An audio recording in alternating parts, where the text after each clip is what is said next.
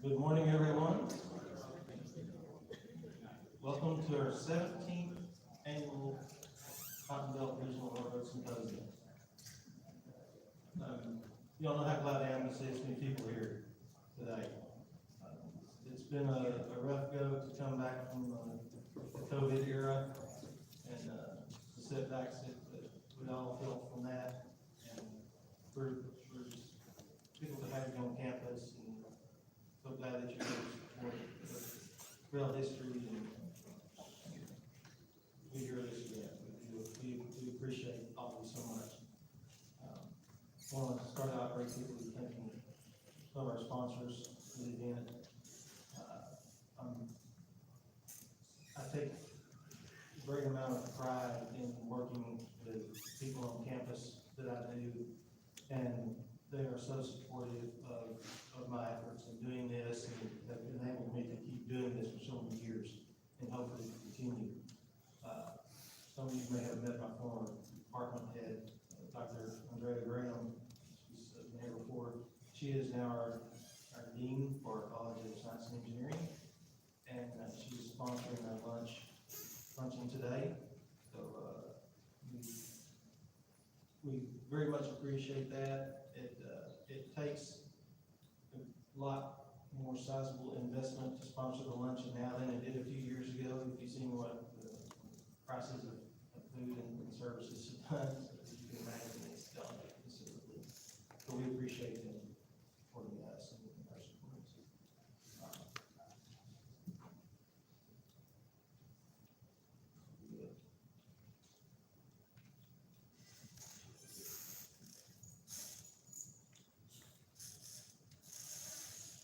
Tomorrow's Steve and Brandon Morrow, I'm sure you have met them. They're usually here every time. They could not come this time. It's some of their regrets. They would love to be here. But they are a Gold Spike sponsor again this year, and their support has been tremendous over the past several years. They've been participants and sponsors, and we appreciate them for that. And Gerald Luke, who is one of our presenters today, is also a sponsor, and he's done more than just a general sponsorship. He's gone above and beyond and provided a lot of advertisement for us. He's been a champion in promoting the event and getting the word out there, and we appreciate his efforts for doing that. And he's also generously donated Missouri Pacific Plate, and the entrance table out here, you can see it. That is a door prize that he has contributed, and that will be given away after luncheon. You must be present to win. For those who have pre-registered for the luncheon, we got your name in the box over there, so we'll draw a name after the luncheon, and somebody will get to take home a beautiful plate. It's really nice. All right, our first presenter is our very first presenter back in 19 years ago now. Been some disruption, so he's back again from the great state of Kentucky. Ed Cooper. Ed, if you're ready, I will bring up your slides over here. Actually, I can do it.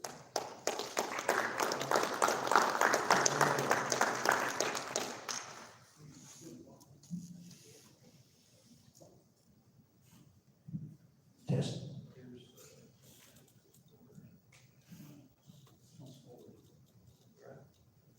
Okay.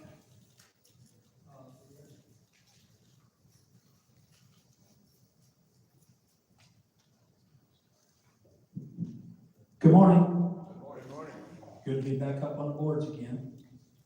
We did this October last year. So fast forward 10 months and I'm up here again. I like to go first. I had a friend that worked in Westbrook, Maine, and he did some things at his housing authority. He always went first. And the reason you go first is you can get a lot of forgiveness for going first. But if you do something that you weren't supposed to do and you were second, third, or fourth, not going to work. So go first is a good thing to do. Cotton Belt historiography, a journey of how to. This is my journey, and hopefully I can impart a little historical wisdom here today. Why I study history, why I might want you to study history. This is a definition of history. It's basically, historiography is a study of the methods of historians in developing history. I'm going to present some things today that you've probably never seen before. People, places, things, and case studies. Actually, there's a couple of case studies, but I'm not going to go into much into individual people. Their names will come up as we're going along. Jason, if you could, when time's running short, just look at your wrist there, and I'll get an idea that I need to. Okay, you need to kind of wrap it up if you can. Yeah, there you go. People, fellow historians, researchers, enthusiasts. I'm sure that defines a lot of people here. Employees and relatives. When you speak to an employee whose parent was also an employee, you get 2 for 1. I've done this several times. I have interviewed someone whose father worked for the railroad. Incredible talking to them because it's like talking to their father at the same time. You get 2 interviews for the price of 1. Subject experts, anecdotal history, what Joe Strapak told me. What Joe told me, he was here about 9 years ago. Joe told me that the anecdotal history of the St. Louis Southwestern Railway is largely unknown. So I've been exploring a little bit of anecdotal history. There's things Joe didn't know about, but if you go out and talk to people who actually work for the railroad, you'll learn a lot of neat things. Through interview process and oral history, some people actually go to university and would give a interview or talk on a microphone and tell their stories. Interesting stuff. Cotton Belt places, number of places. Some of those are obviously outside of Texas. Here's some places. St. Louis. Cotton Belt didn't really own any track in St. Louis. They did have a terminal. This building on the right there is the old Cotton Belt merchandise terminal where they loaded the boxcars, so Blue Street merchandise. The building on the left with the trucks is the annex. It's called the Florida Street. So this is the Florida Street property, and the Florida Street annex, which was built right after World War II when steel became available. They built this annex for a trucking interface with railroad cars. Ilmo, now known as Scott City. They got a wonderful little museum up there in Scott City. Back in the day, it was called Ilmo. The photograph on the left is an aerial of Ilmo, and on the right is a John Barrett photo of a Cotton Belt train coming into the Ilmo Depot. The signal says it's the beginning of ABS, which tells us it's either a 1941 or 1942 photograph. That's when ABS started on that part of the line. Jonesboro, got a great picture of a train yard. This train yard was built in the early 50s, and they moved out of downtown. I don't know why they moved out of downtown Jonesboro, but they did. The photo on the right is Gravity Yard in Pine Bluff under construction in the 1958 photograph. You can see they got some boxcars there. They're trying out the new hump. That place was, I think, was dedicated in late '58. It's finally open for business. Fordyce on the Cotton Belt. They have an annual festival there every year. There's now a restaurant in the far end of that building. I can't remember what it's called. I stopped in there for a very nice soft drink. On the right is Cullendale, Arkansas. There's an international paper plant there at Cullendale from 1927 to 1997 when it closed. But they brought in, you can see there's a whole stack of logs here that made pulpwood, paper, whatever. And there are a couple of iconic places on the Cotton Belt. Herbert, Arkansas. Many of you have heard of Herbert. Just south of Camden. Camden was a water stop. Herbert was an oil stop. Jason, is there a pointer on this dude? There is. Right there. That tower right there, the local historical society in Washita County said it was a water point, but it wasn't. Water was in downtown Camden. The actual tower there was for oil special instructions on how to fill up your tender tank with oil. You can see right there, that's the top of a 50,000 barrel oil storage tank. There was 9 of these at this little place called Rayburn, Arkansas. When the oil boom started in Arkansas in the very early 1920s, it's when Cotton Belt decided to switch over to oil fuel. And Herbert was a place where they stored a large quantity of oil. And I marked up, these are both J.W. Barrier photos from the early 30s. And Mr. Barrier was touring around for the federal government. And Cotton Belt was trying to get a loan. They asked for like $18 million. He gave them about half. They went bankrupt anyway. It's one of my favorite ETT maps. ETT is the employee timetable. August 18th, 1935. This is shortly before the railroad went bankrupt. It's a broad sweep of the Cotton Belt with many of the stations. There have been a couple of abandonments by 1935, but during the Depression, some other tractors were lost. In the course of human events, you strive to do things. I strove to become a better historian, a Cotton Belt historian, so to speak. And they tell you never to volunteer, but last December I volunteered for a number of jobs at the Cotton Belt Rail Historical Society in Pine Bluff.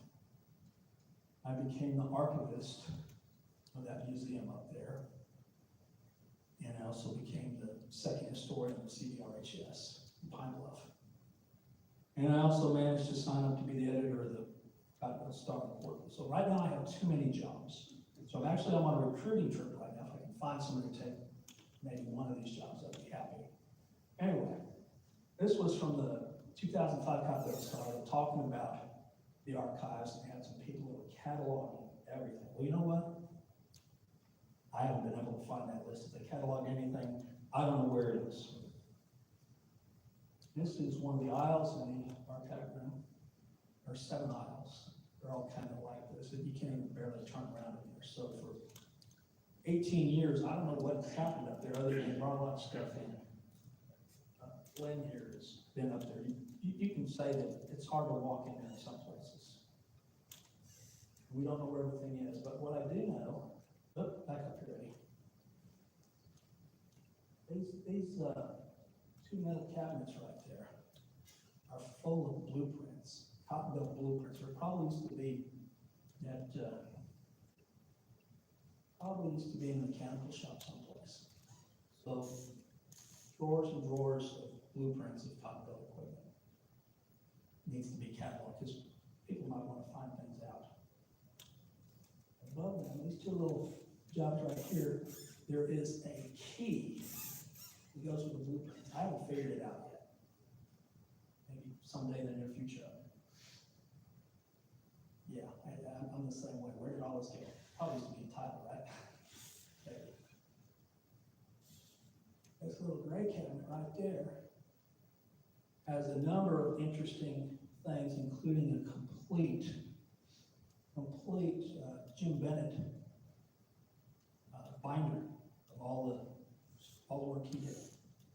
Right there in that archive drawer. I can only tell you a few things that are there. Over the next few years, I don't know how long it's going to take to figure this out, but one of my goals is to hang it out, figure out what's there, make a finding aid, so that people that are researchers, that in time will we treasure chest of information that can be used by historians and others doing research work. Well, we can't do that right now, because nobody knows what's in there. I only know a little bit of what's in there. It's part of my historiography presentation is, well, I know something's there. It's probably really good, but I can't tell you exactly what it is. There's another couple of aisles here. This is when you first walk in. You can see that right there is a little yellow tag. I put that tag there. I did that. That means I've inventoried the contents of that filing cabinet. I've gone 29 feet in 7 aisles, so I have probably hundreds of feet to go, plus all the stuff on the floor. What's in this rooms, there's 2 rooms, are what people have donated to CBRHS. And it's gonna take, well, it may take the rest of my life, I don't know. It's gonna take a lot of time to sort it out. And on the right there, it's our little workstation there. We got a computer monitor set up, and there's a scanner there, and a printer over there. This December, I'm gonna ask the board to get a blueprint scanner. We'll start hopefully scanning all the blueprints in those files. So I know there's probably just 2 or 3 people here who might be interested in some of the contents. Bradley's interested. It's good. That's good. Well, what you want may be in this room somewhere. I can't tell you what it is for sure. I'm just saying, maybe. Probably is. Like I said, I'm going 29 feet. I'm measuring my progress in feet.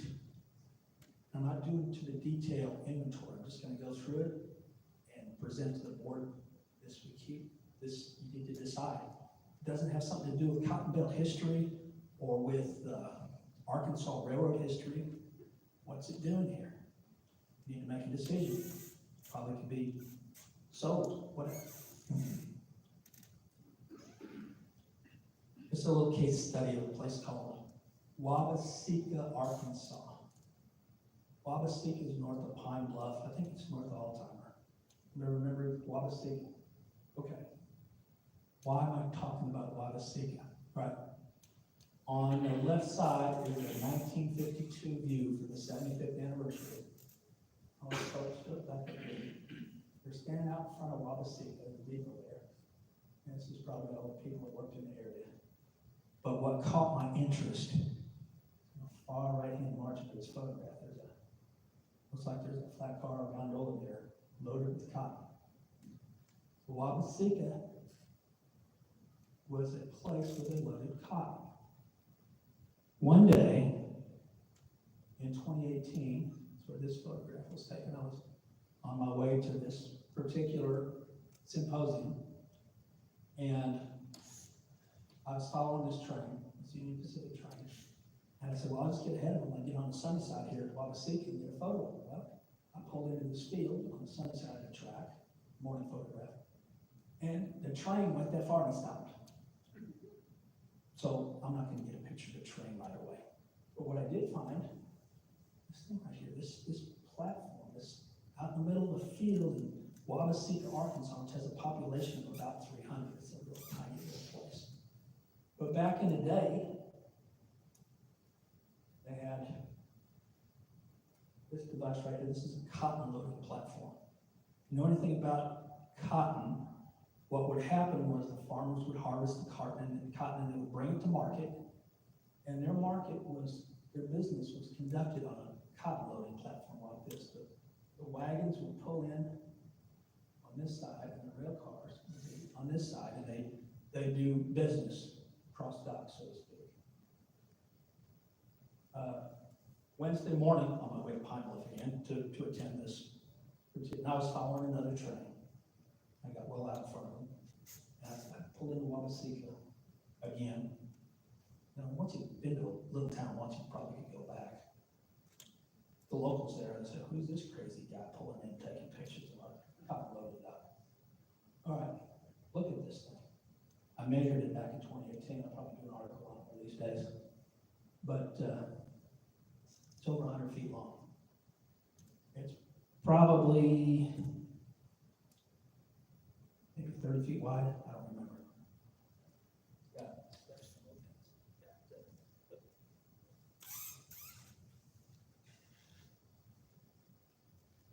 Jason, we got a malfunction here.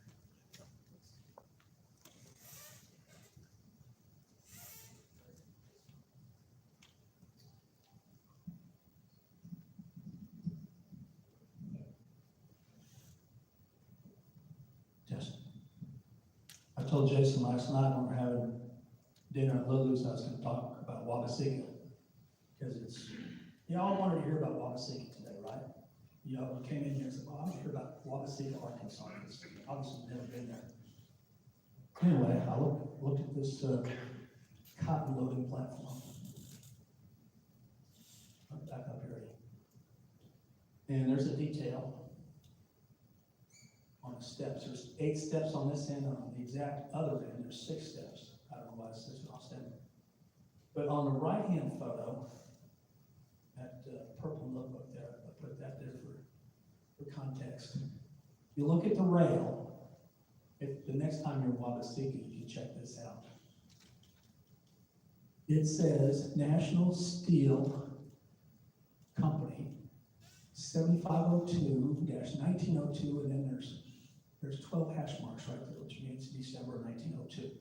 This is 75 pound to the yard rail, and it was used to, they probably used it to build the forms, but it was used to support this cotton loading platform right there in Wabaseke, Arkansas.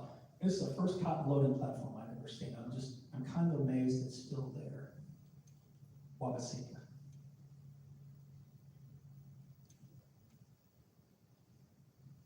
Another thing you can study in your history, folio 725 documents.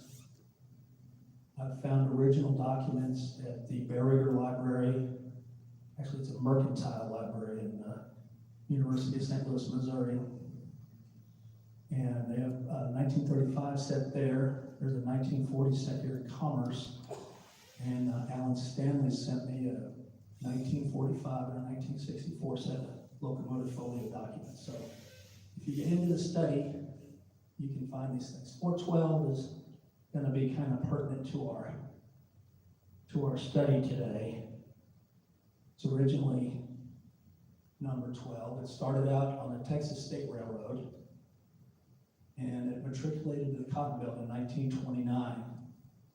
And it was eventually numbered to the 412. It was the smallest mogul on the Cotton Belt of the coal burners in the World War II era.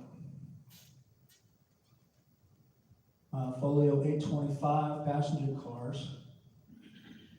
That's a mail and express car 71. It's up at the National Museum of Transportation in Kirkwood, Missouri. I wish that we could have had additional coverage on these. What's the name of the fellow, Joe Locke, that did the cabooses? Supposedly he was going to do a follow-up with passenger cars, but he passed away before he could do it. Now, when you're reading history, I have this thing. I'll be reading along, and there'll come to a point where I'll see something and I'll say, well, shouldn't there be something else? This will be another example we're going to go through here. Fred Fraley, you probably heard of Fred Fraley, well-known journalist. He wrote in his book, Blue Street Merchandise, he writes about the gusher of oil, gusher of crude oil. Right there, gusher of crude oil, 1941. And this is oil, and the way Fred puts it, he's talking about out of Shreveport. I found out it actually came from several sources. In late 41, gusher crude oil billed to Wyatt, Missouri. Wyatt, Missouri is another one of those little towns, about 400 people up in Boot Hill, Missouri. Now just north of Boot Hill.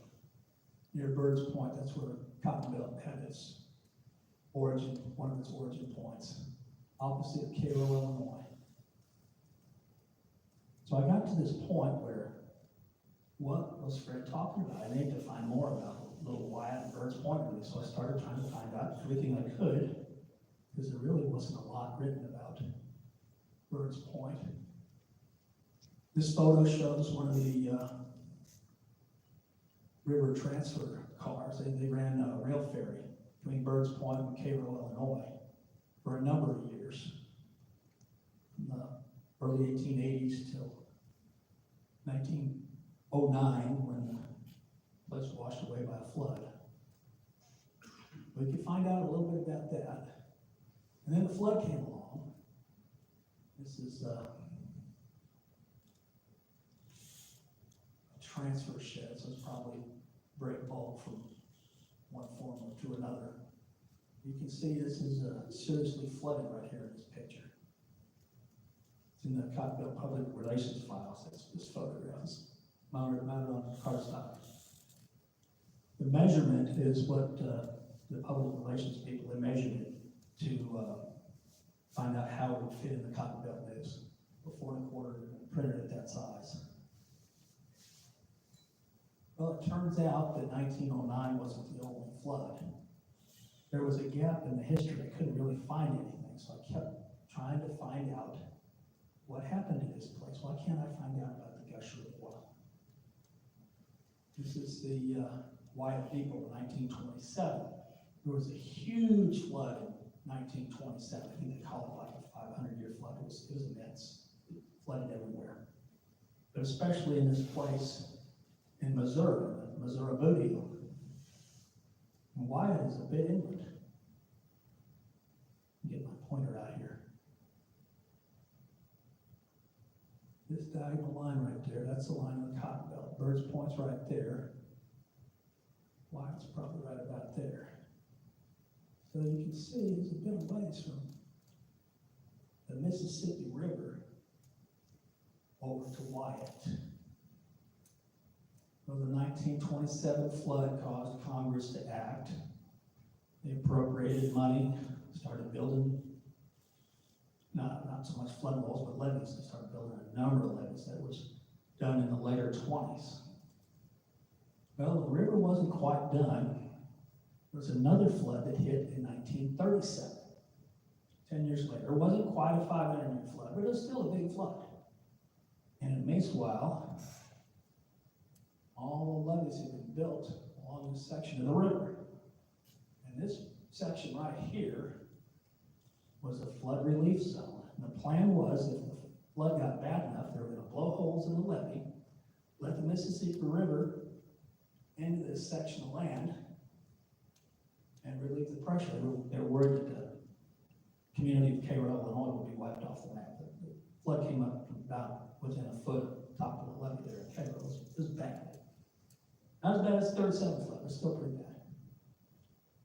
This map here is a Corps of Engineers map. The red marks are arrows. That's where they blew the levee. All those places they blew. And down here, they blew holes to let the water back out. Mighty nicely. The people that lived in that section of land in Missouri, their land was devastated. I mean, wiped out. Homes, farmlands, animals, maybe even some people.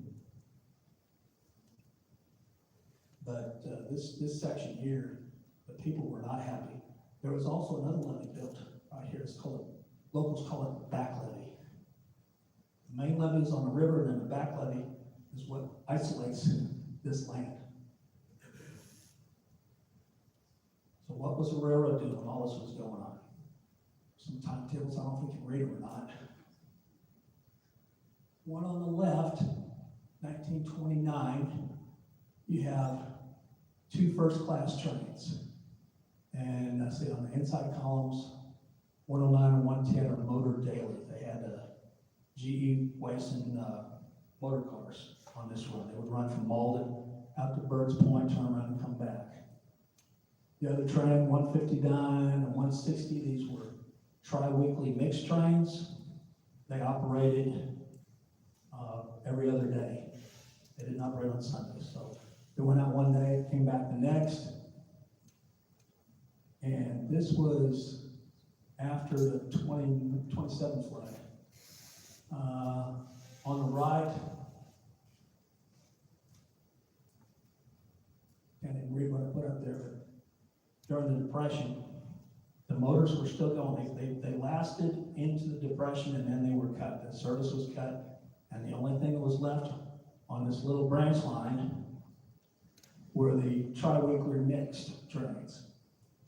No gusher of oil yet, just mostly an agricultural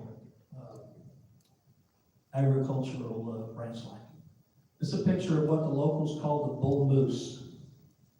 It's a GE Wason motor car. Cotton Belt bought 8 of these in 1914. Number 15 here is shown at Malden. And what's interesting about it, this train order signal here, I have a 1910 photo of Malden, and that train order signal wasn't there. So I know they had a butterfly signal before, so sometime between 1910 and 1915, they installed this tall train order signal. This is a coaling tower back here. The steam locomotives at the time burned coal. Locomotives, this particular photo is in Joe Stripak's book. And what's also interesting to me about this, engineer Charles Ogle. You probably don't know who Charlie Ogle is, but a guy I interviewed, Charlie Ogle taught him how to use air brakes. When Jesse Yarborough was coming up in the 50s as an engineer, Charlie Ogle taught him how to do it. And this is probably Charles Ogle Jr. because there was another Charles Ogle and an even earlier photograph at Jonesboro. So there's several Charles Ogles in engine service on the Cotton Belt. Okay, let's get all wrapped around the axle here. At the Bear Rigger Library, there's a rail map. Gary Powell has a 1918 rail map. This dates from probably World War II years, maybe a little bit before. This heavy dark line here is a 112-pound rail. Okay, so this is Malden. This is Elmos, this is Malden. And that should be at Paragould or Jonesboro. Anyway, Paragould, okay. That's the Paragould and Southeastern right there. These lines here, all these light rail branch lines, and this little squiggly line right here, were all made with lower weight rails. In other words, this was not the main line. This was a line that these lines were primarily agricultural, slow speed, and we know from looking at employee timetables that all the locomotives that worked up there were all coal-fired.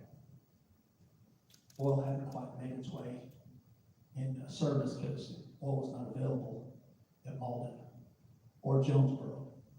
I'm talking about during the time of the 30s. Another folio 725 to number 340, which was a D3 Mogul. This is a typical, it's actually one of the more modern steam locomotives in operation on this line. It was built in 1909 by Baldwin. So it was already 20 some odd years old, maybe 30 years old when it was up there working on the line in freight service. And I did a study. You can use the Folio 725 documents, the retirement data in Cotton Belt locomotives. And I don't know for sure that every single one of these small, light steam locomotives was working out of Malden, but it kind of works out. If you figure 75 to 80% of the availability and all the lines they had to run, I would say most of the majority of them were working out of Malden. And you go by the retirement dates, and you can just count it down. We get here, and there's kind of a near balance there between light steam and Baldwin's, and then September 44, there's one more, and then by January 45, most of those small coal-burning steam locomotives, which were the only locomotives that could operate on some of those branch lines, were gone. So dieselization happened on those lines sometime in that time frame. I don't know exactly when. That fact has not presented itself yet, but by doing this kind of analysis, you can figure out, well, about then is when it happened. Because the small steamers that were out there, they were retired. They were turned into scrap. This is a listing of the coal burning steam. You can see they're almost all moguls. There's a couple of 10-wheelers.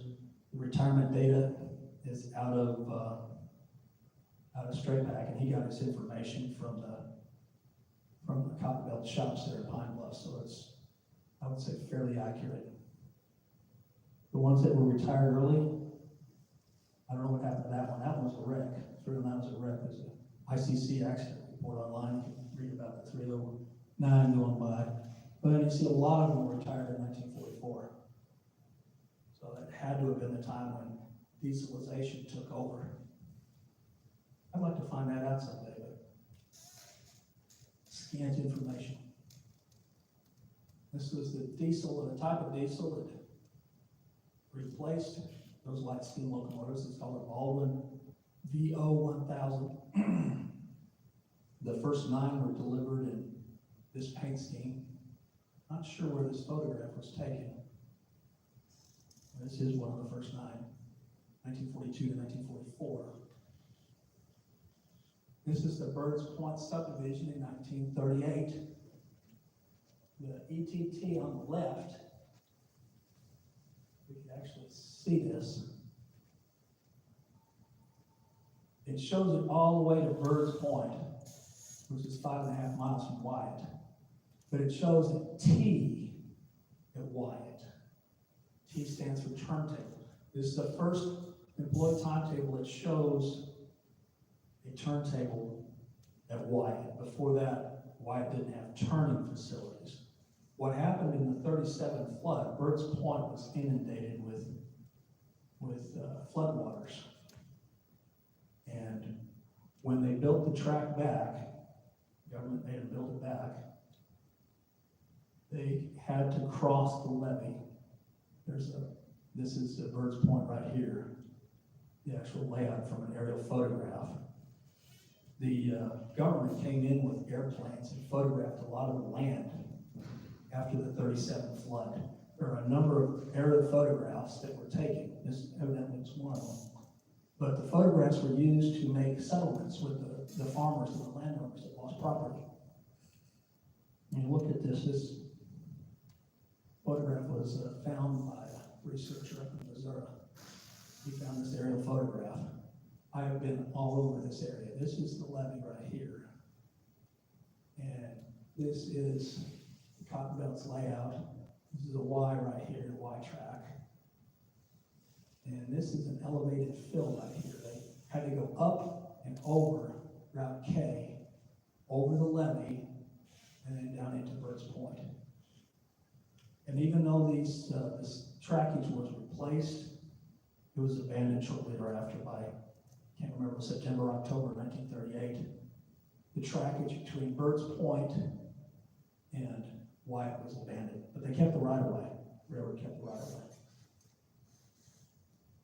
Okay. 1941. This particular ETT is important because this is the first ETT that shows a yard for Wyatt. So now not only does Wyatt have a turntable, it also has a yard. Now in 1941, Wyatt had 5 cotton gins, some sort of a farm, can't remember what you call it. They had a blacksmith shop or the equivalent. Various other things. It's still a very small town, but it was the end of the line. And you can see there's still only 2 trains there. There's tri-weekly local, so there's no service yet. There's no gusher of oil. The gusher of oil is not hit yet. World War II has started, but not for the United States. We were getting involved in other ways. On the right is in October 1942 ETT. It shows the tri-weekly mixed, and then on the outsides, trains 161 and 162 are daily trains, daily freight trains. Those are the oil trains. Now I suspect, but I don't know for a fact, that what Fred Fraley writes about, the gusher of oil, he says it started in late 1941. Probably true, which means those trains ran as extras. Now, an oil car, a tank car, on this particular stretch of track, those trains were allowed 15 miles an hour. Because when the cars were going down the track, because of the length of the car and the length of the rail, they would rock back and forth. They went in faster than 15 miles an hour, it would probably derail, which trainload of oil probably wouldn't want to do that. So the gusher of oil starts an extra train, daily train. You still have the tri-weekly mixed, which, you know, if you want to ride a train, you can ride that tri-weekly mixed. And they have daily, I call them oil trains. I don't think they would handle much else besides the oil cars. I didn't know until just recently that those oil trains were probably about 50 cars each. That's about what a mogul could handle. The oil terminal, there was an oil terminal built in Wyatt by a company called Sohio, Standard Oil of Ohio. I've recently become acquainted with a lady in Wyatt, Missouri, who was writing the history of Wyatt, Missouri. I sent her all my notes, so she was most appreciative, and she started sharing her notes. So the item on the left here, I found there's this Ohio website online. I found that. This is 845, and August of 45. And this talks about crude produced in Louisiana, Texas, and Arkansas is transported by tank car to Wyatt, Missouri, a crude oil river terminal near the junction of Ohio and Mississippi rivers, where it's loaded onto barges and transported to Mount Vernon, Indiana, where it is unloaded, terminal, blah, blah, blah. Anyway, so Ohio did the initial work. I found a little bit more than Fred did, because I went into this Ohio and tried to find out as much as I could about the oil terminals. At Mount Vernon, Indiana, there was another bulk oil station. The barges were unloaded and stored, and then the oil was piped from Mount Vernon to 3 or 4 different Ohio refineries in the state of Ohio. So little Wyatt, Missouri, on the tail end of the Cottonwood, the farthest eastern point on the Southern Pacific system, became a huge oil shipping station during World War II. There was a pump station at Wyatt, plus a tank, a storage tank. I thought that there was probably additional oil storage tanks down at Bird's Point, the 5.5 miles from Wyatt to Bird's Point. That right-of-way was used for a pipeline.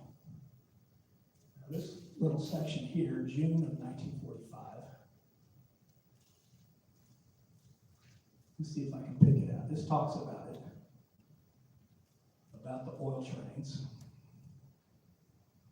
And somewhere here, it talks about 50 cars. I'm not seeing it right there. It's 50 tank car loads. Now, I didn't know for a fact about the 50 tank car loads. I knew from talking to some of the railroaders at Scott City, Ilmo, the museum there, the Great Little Museum, if you're ever up in Scott City, Missouri. They told me that the pattern of operation, when they were running the train, they would bring the train up to East Prairie, which is about milepost 19 or so. It's like 14 miles from East Prairie to Wyatt. So they bring the oil trucking, the full oil train to East Prairie and park it in the siding. The longest siding on that particular line was at East Prairie. And then the train would be split. Half the train would be taken up to Wyatt for unloading, and the other half would sit there. And after they got the first half unloaded, they come back and get the second half. Now, I've looked at the timetable. There's 15 hours between the time the train supposedly arrives at Wyatt until the southbound move is made. So sometime within that 15 hours, they had to unload both sections of that train. This is a 1952 photo of East Prairie. The spring photo, you can see there's a little bit of flooding going on. I don't know if you can see it real well, but right there in the siding is an oil train, actually half of an oil train. I've proven most of what people have told me about half and half the train and then the next half of the train. If you count cars here, there's maybe 15 or 20 cars. It wasn't a full train maybe. East Prairie. If you go there to East Prairie today, the downtown area, let's see if I can pick this out. Right there's a water tower. There's a little gazebo built on the foundation of that water tower. Still there right there in East Prairie. Jason says, I need to move along. So here we are, East Prairie. And then this is Wyatt aerials from 1955. So there's still a lot of people taking aerial photographs up there. And I didn't know exactly where the turntable was. And I knew there was some sort of cylindrical things here. I thought, well, maybe those are oil storage tanks. But it turned out they were grain silos. Bradford's store, which is built in 37, is still there. It's a Cotton Belt Depot. You can see the end of it. Birds points that way. This little building is the pump house. It's what we think it's a pump house. We haven't proved that yet. That little white building there is the weigh scale for the grain elevator. I just got this aerial photograph here about 2 weeks ago. It shows the turntable, the grain silos. This building here, which may be the pump house, this is Rafferty's store. And a depot, be somewhere in there, I'm not picking it out. This is Wyatt in 1960. This particular line hung on until about 1970. It was abandoned in 1975. Found this down at UT Tyler, part of the Mackenzie collection. There's a whole bunch of plots down there, land plots. This has several different information bases on here. This town was probably plotted back in the 1900s. The Cotton Belt Industrial Department was offering this piece of land. And you can see the trace of the old railroad. It's on there somewhere. During my course of study at Birds Point and Wyatt and every place, I found a man in Paragould who had a similar interest. He found this map which showed these 6 oil storage tanks.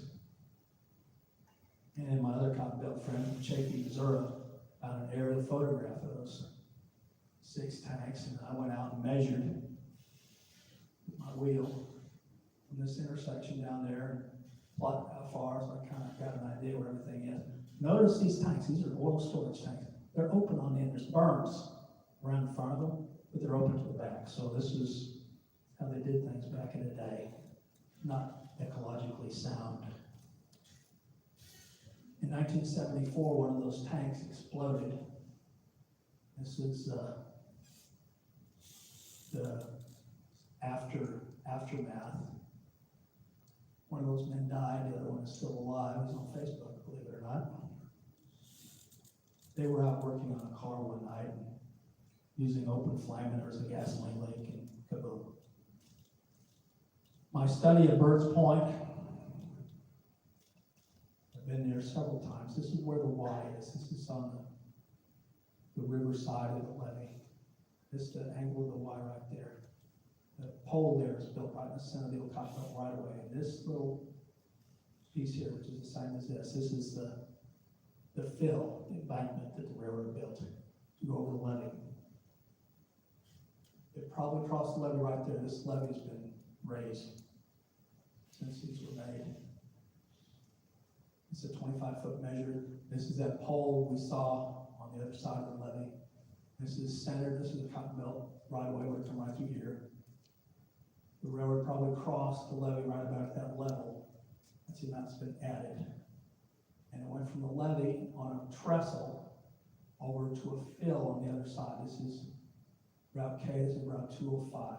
If you ever get up that way, it's kind of interesting. You have to be kind of crazy to go looking for this stuff, but it's still there. You just have to kind of pick it out. This is Wyatt. We saw the aerial photograph. I knew that some sort of train activity had occurred here in this field. That little spot right there is where the turntable was. Mike and I talked to a man, one of the Raffertys. Same from the store bunch, but this was a younger Rafferty. In about 1990, he was the guy that drove the bulldozer that pushed in that turntable. So we found out about that. And on the right, this is looking south from the field, looking towards East Prairie. That little notch right there in the woods, that's where the railroad right away went in there. And there's an old foundation there, probably one of the old cotton gins. And supposedly, from what the Scott City Railroad said, that oil track was right next to, the branch line coming in there. And that is the end. Anybody have any questions about my presentation or how I go about finding things? I just kind of go for it. No questions. I've amazed you with all this historical stuff. Well, we took a tour outside of Texas today, but remember that Texas oil went up to a little place called Wyatt, Missouri. And Fred Fraley called it a gusher of oil, but at 15 miles an hour on 56-pound steel, it was slow freight. Jason?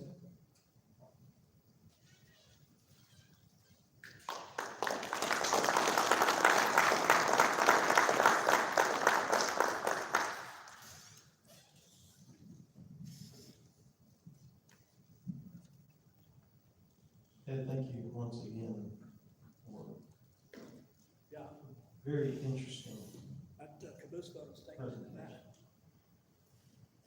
I'll say that doesn't look like a Texas photo. I like a picture of a cotton belt with Lucy wearing it, you know. But that's very nice. All right, we'll move along to our next presentation here. Let me say a couple of things real quick. Guard ranks over here. Please, anytime, help yourself to those. We have to pay a lot for those, so please, bring what you want over there. The other thing I wanted to mention is there was a phone left in the restroom, I think maybe on the first floor, so if somebody, I think it was the men's room, so if someone is missing their phone, I think Jennifer has it over here, so you might check for that if you happen to leave one. If it's not one of us, then it was someone else, and we'll give it back to the building folks to hopefully find the owner. I do want to thank also my wife Jennifer. I can check everyone in today. If you haven't signed in yet, please be sure you do that. So the other thing I want to mention is you probably noticed that we're dedicating this year's event to LR Linton Rayburn. Did anyone in here work with him by chance? Okay. I don't know if we have anyone that had to work with him or not, but we'll be having, just before the luncheon, we'll be having, we'll think his family's coming in, and we'll have, we'll say a few words for him. All right. I'm really excited to have our next presenter. Actually, he's going to be doing a couple for us. What order did I do? Oh. All right. Next presenter is Everett Luke. And I'll turn it over to him. He's going to do one this morning and one this afternoon. And I'll hand the mic to him, and I'll go turn on his presentation, and he can introduce it if he wants.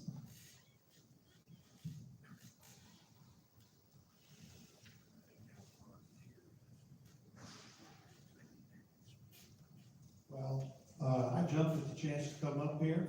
I've corresponded with a lot of you. I know several of you. And it's a thrill to come up here and just be up here with you all and to share a little bit about what I do, which is, I've been involved with the Southern Forest Heritage Museum down in Longleaf, Louisiana, and a whole bunch of things that we do down there. So we're going to have a couple presentations. There's a lot of material in this that I won't get covered verbally, but if you're interested, just to tell you right now, I've got 20 flash drives with these presentations on them. I unabashedly will say that they're not gifts. They're for donations to the museum. But I'll sell them for $10 if you want one. The money all goes to the museum. Same thing with the books that I have over there. So, first thing we're going to talk about today is the Rayburn Polk Military Railroad in Louisiana. I don't know how many of you have ever heard of it. Most people have not. It went by the local name of Crime and Punishment. That's kind of what happened with the troops there. So, there's special credits where they come from. Various historians. This all started with the Harold Hudgens photographic collection. He was a photographer for the Army. He was actually lived in Oakdale, Louisiana. And we were able to scan the 658 photographs that he took. These all went to the National Archives. He kept a contact print of all of his photographs. Of the 658 photographs in the National Archives, about 30 survive. We have all of them. So, without further ado, 1940-41, the Army had the Louisiana maneuvers. 41 Louisiana maneuvers, several 100,000 men actually participated. They used the cut-over timberlands of Louisiana. They had realistic maneuvers, very realistic. They also built 5 or 6 different camps. Camp Rayburn was one. Camp Polk was going to be another. The Army came up with the idea that they needed to have some training for troops because they knew from World War I they were going to have troops be trained to operate railways in Europe.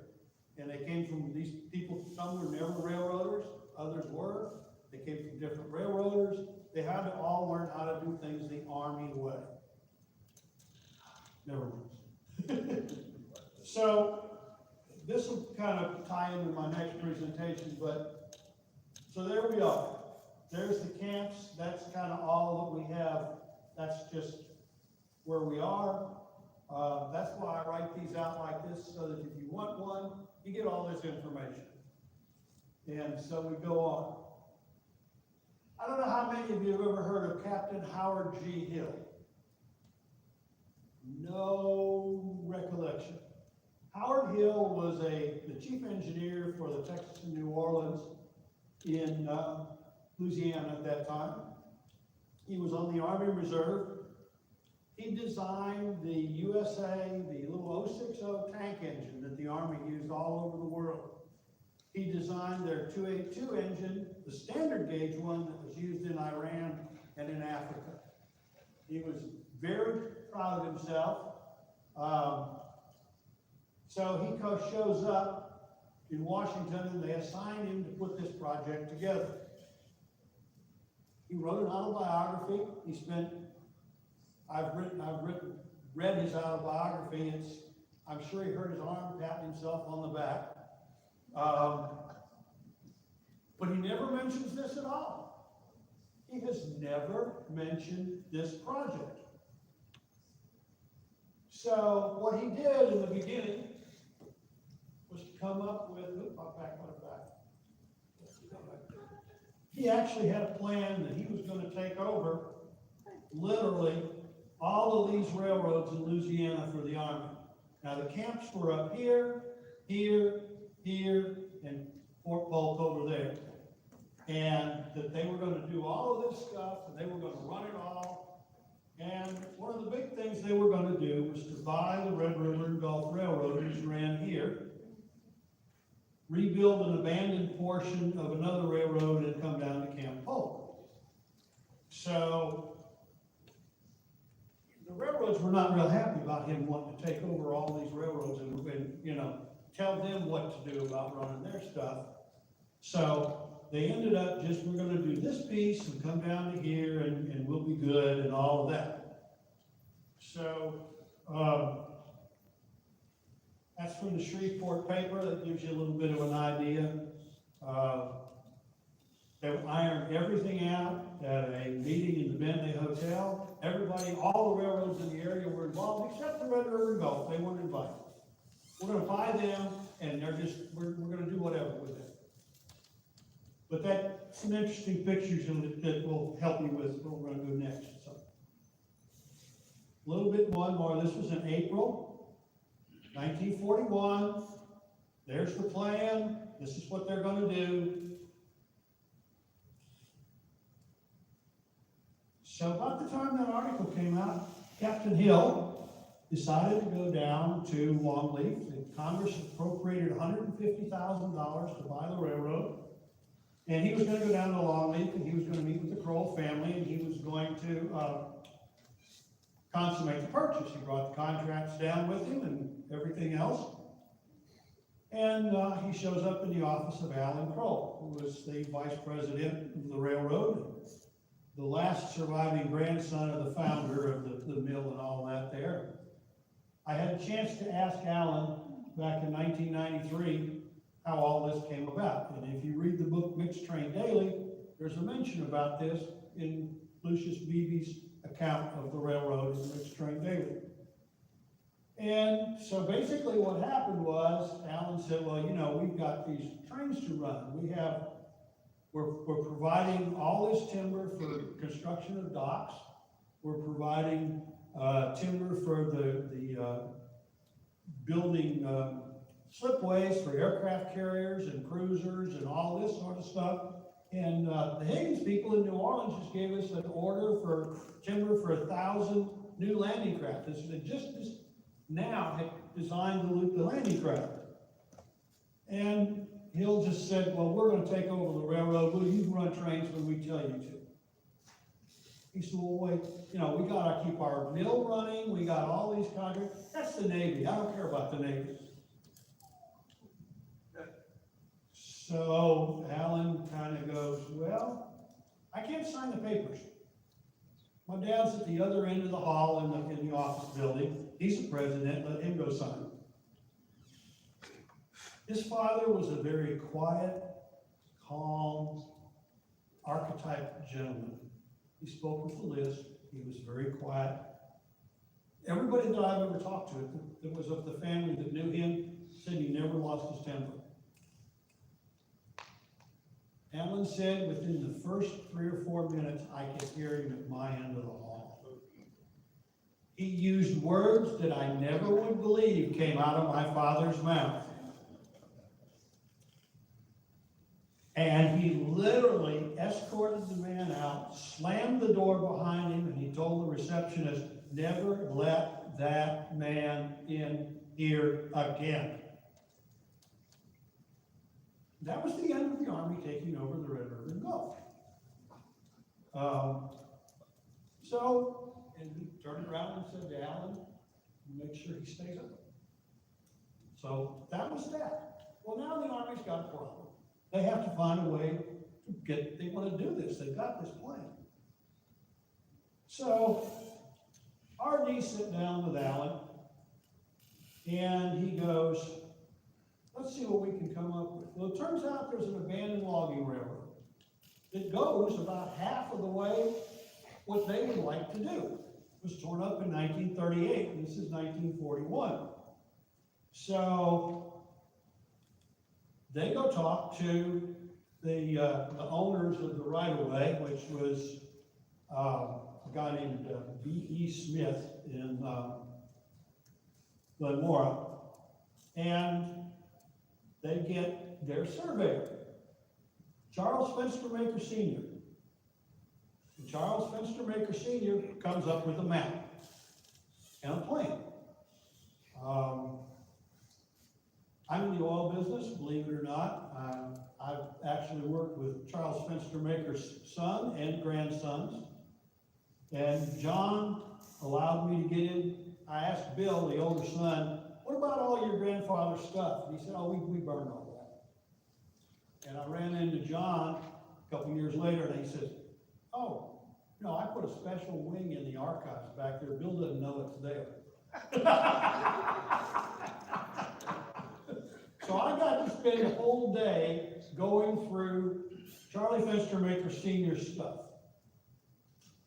And it's hard to see on there, but that map is the map that Charles, there's Glenmora, Camp Claiborne is up here, there's the actual map of the logging railroad, and then he came up with an idea that, you know, something through here and then back down to Leesville where it would connect, go to Camp Polk.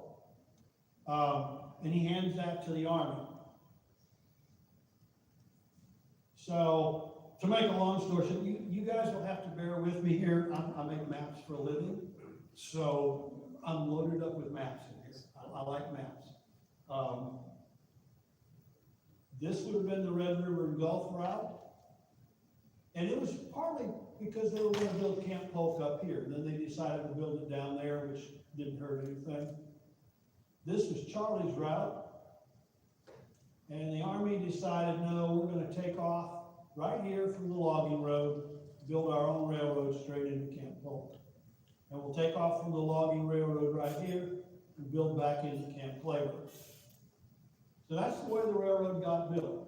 And for where we are, that's Alexandria, Louisiana, right there.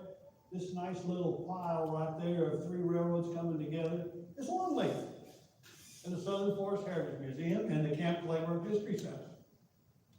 So, this is Oakdale, that's Leesville, that's D. Ritter, and of course this is the KCS right here, coming down that way. So, the Army went to work. They sent the 711th Railway Operating Battalion to Camp Claver. When they got there, there was nothing. They had to build their own encampment. They didn't have any construction material. They had rails, but no joint bars and no spikes. Hey, how many of you have been in the military? You know how they, exactly, we know how all this works, you know, if you've been there. Right way, the wrong way, the Army way. Exactly, exactly. So, at any rate, September 5th, this is the Missouri Pacific, back up. This is the Missouri Pacific branch line into Camp Claver, and the quartermaster supplies and all that were there. This was the motor pool. September 5th and 6th, they laid the first track, the first switch. Behind me would be where the Army's yard would be, and the yard and the engine house. Today, I mean, you see any trees in those pictures? That's Louisiana cut over timber. Those trees today are well over 100 feet tall and thick. I mean, that's Statue National Forest land, and you can't find this stuff. You can find it on LiDAR, but finding it on the ground is very, very difficult. The forest is that thick. So, secondhand rails piling up, ties. There's the original part of the camp. Wood up to the ceiling height and a tent on top of it. You know, and it was just, we've got pictures of the 34th Division arriving in April of 1941 down at the camp. And in April of 41, the mud was about a foot deep. It was, you know, here by September it's dry. Temperatures, not unlike they are today. A bunch of 100-degree days over there in the summer of 1941. So, here's the guys that the Army gives credit for doing this. Captain Israel is on the left, Captain Paul Yount is on the right. And if you read the official Army history, they laid it out, they surveyed it, they did everything. The fact that they were handed a surveyed map for about half of the railroad conveniently doesn't show up in the Army records. And nobody would have known about it had John Fenstermaker not opened up their files for us to look at. This goes right along with what you were talking about historiography, about how you find people and you talk to people. So, the only piece of equipment they had was a little crane. They didn't even have a locomotive. They didn't have anything. They had the crane. In the this is some of the area that hasn't been cut over as much. There's survey crews out in the field. More of them working their way through the field, you know, coming out by truck. busting their way through the timber.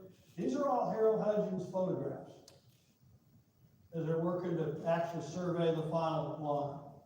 This is between Camp Claiborne and where they tied into the logging railroad. First train, we got a Missouri Pacific switch crew out. That's the Missouri Pacific local, shoving stuff in. But when the local's not around, it's the Army. That's our local switch crew. Yeah. So, finally in December, we had some locomotives arrive. Texas and Pacific D9 10-wheelers, 7 of them. All sisters to number 316 that's over there at Texas State Railroad. T&P pulled them out of the scrap line, gave them a cursory rebuilding, and sold them to the government. Government brought in a couple of their own locomotives. Here's number 1. They brought in these from the Fort Peck Dam project in Montana. This is Washington, Idaho, and Montana, number 22, which has been sold to the Corps of Engineers. And this was Corps of Engineers number 300, which was originally Army, I can't remember the first number now, but it's a Pershing. And it's now number 28 on the Texas State Railroad. The last surviving operating Pershing locomotive in the world. And it was used here at Camp Claiborne. And we'll talk about a little bit more about him in a bit. But, so they got to build stuff. Well, the first obstacle, we get back to the Red River and Gulf again. When the Red River and Gulf was built, rather than go over the top of this drainage divide, requiring grade greater than 2%, they cut their way through the drainage divide so that they could haul their log trains with certain size motor power. Well, they're going to have to cross this thing. So there's big to-do over how they were going to cross Big Cut. They built this bridge basically by hand, under combat conditions. I mean, this is what the whole railroad is for. It's to teach these guys how to build railroads, rebuild them, also how to blow them up. They spent time blowing this thing up. Blowing up cars. There's a whole series of videos out there of them blowing up train tracks and wrecking trains and everything else that you can find. But here's Red River and Gulf 106. It's the daily train headed for Kirkwood. If it's on time, it's 8:20 on Wednesday morning. If it's on time. The long gondola is for hauling telephone pole size logs for making into pilings for docks all over the country. And the guys are, of course, building their. When the train isn't running, they come through and use the railroad. Managed to shove this bridge out on top. I don't know how they did it. They shoved it out there, pulled it out there, and managed to lower it down into position by hand. And it managed to hold up. There's the cutover timberland on the west side of the cut. You can actually drive out and park right there and walk the grade into the site today. That's what it looks like today. You can see the concrete foundations on both sides, and the railroad grade, it's washed in quite a bit. There's probably about 4 or 5 feet of fill at the bottom of the cut from washing in. Because this last bench right there is like in these pictures. It's like, let me see, yeah, see, it's 4 feet or so above the bottom of the fill of the cut. So, They had guys working, they had some road grading equipment. Not everything went according to plan.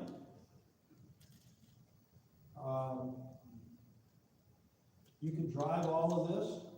There's a Forest Service road that you can drive on. It's built on the railroad grade. The big deal was the Spring Creek Bridge. Missouri Pacific loaned them a steam pile driver. They got an Inslee crane, and went to work. And there's the screw with the pile driver. Cut through the woods. Notice that all the trees are cut this high.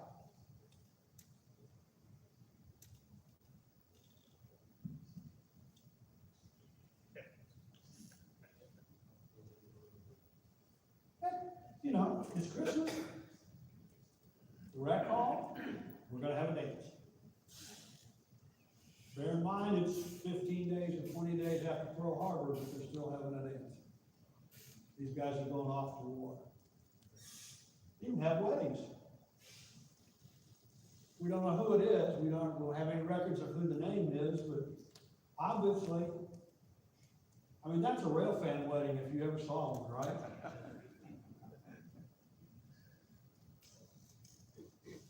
Okay, beyond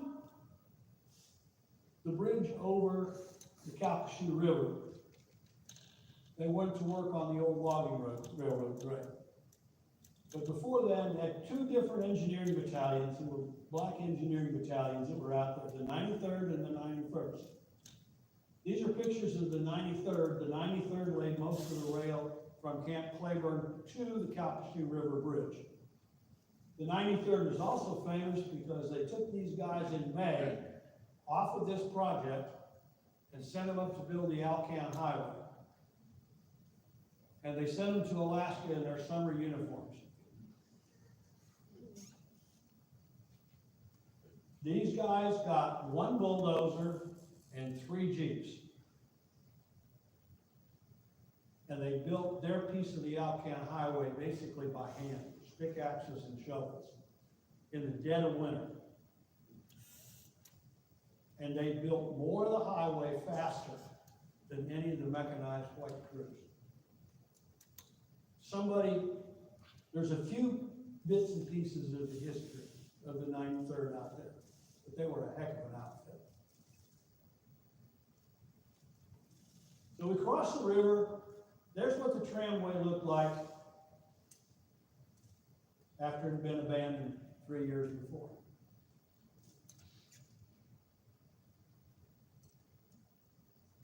We're gonna, I just can't imagine waiting out in the middle of the cotton picking river. That water's still cold any time of the year. And it's full of water moccasins. It's just not my idea of what I want to do.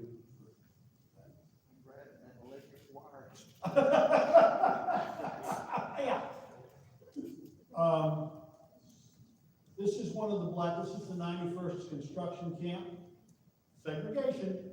They were kept away from Camp Rayburn. They were kept out in the woods at Station Gray, which tar paper and wood. Yeah, canvas roofs.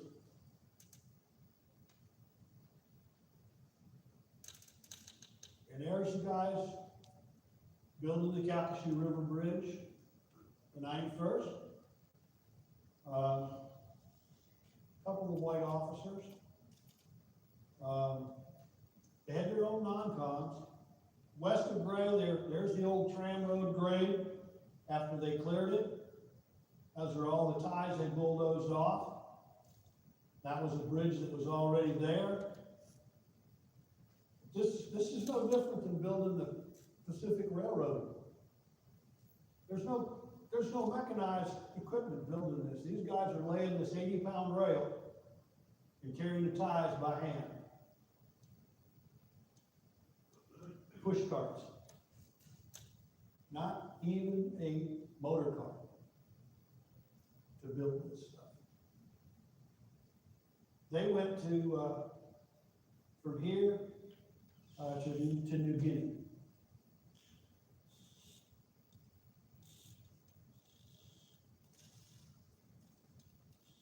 So now, remember, this is being built by the 711th. 711th history has a one-sentence mention of the 91st and 93rd engineers. One sentence in the whole history. But it is the 711th, so they plan to have the railroad finished on July the 11th. 711. It would be great except for one small problem. They got a gully washer. They couldn't, the new fills between where they were gonna have the ceremony, and, Camp Polk, one of them washed out. They couldn't get a train through. So the shop forces took engine number 1 and renumbered it to be 11, and backed it and a train out in the middle of the night, so it could come in from the west for the proper ceremony. So we have people showing up. There's some of the people who were there. This guy here is, I can't remember his name right now, he's on the next slide, but he, Walter Kruger. He was MacArthur's #1 right-hand commander in the Pacific during World War II. But at the time, he was the senior Army commander in the area, and he's a Mustang. He's born in Germany, and he actually enlisted in the Army as a private, retired as a lieutenant general. So, there's the loading area where they're staging, getting ready. There's the train getting ready to go out to the ceremony. All the people, notice the ladies,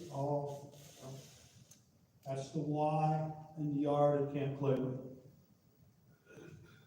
Now, there's what you get when you're in the Army. They mustered everybody out there at dawn. Notice the water levels. Notice that guy's, he's ankle deep in mud. But they're in formation. And they're all out there in the mud, waiting for the dignitaries to show up.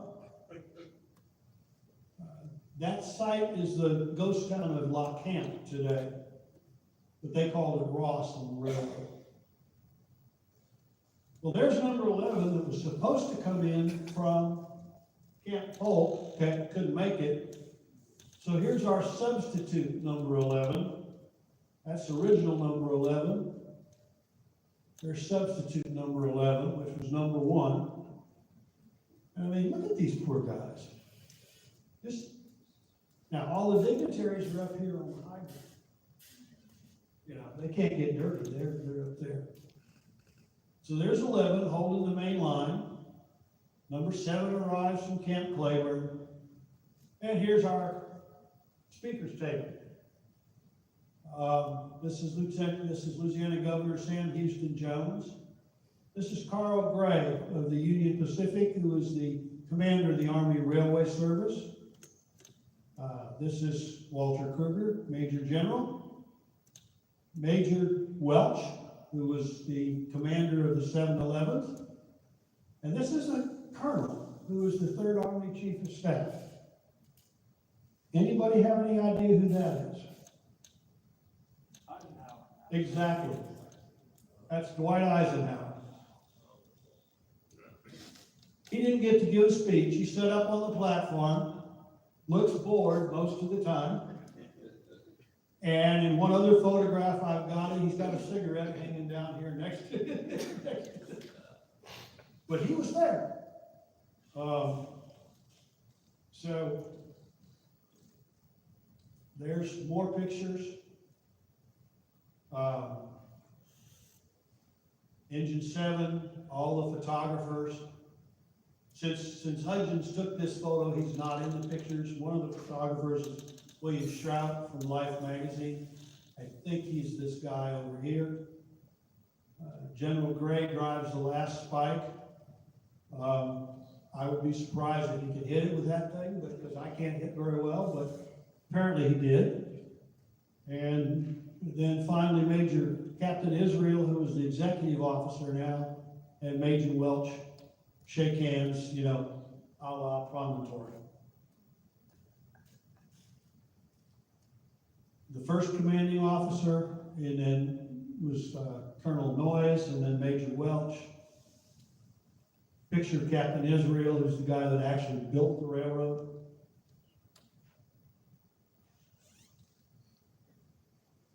There's the T&P engines that were transferred.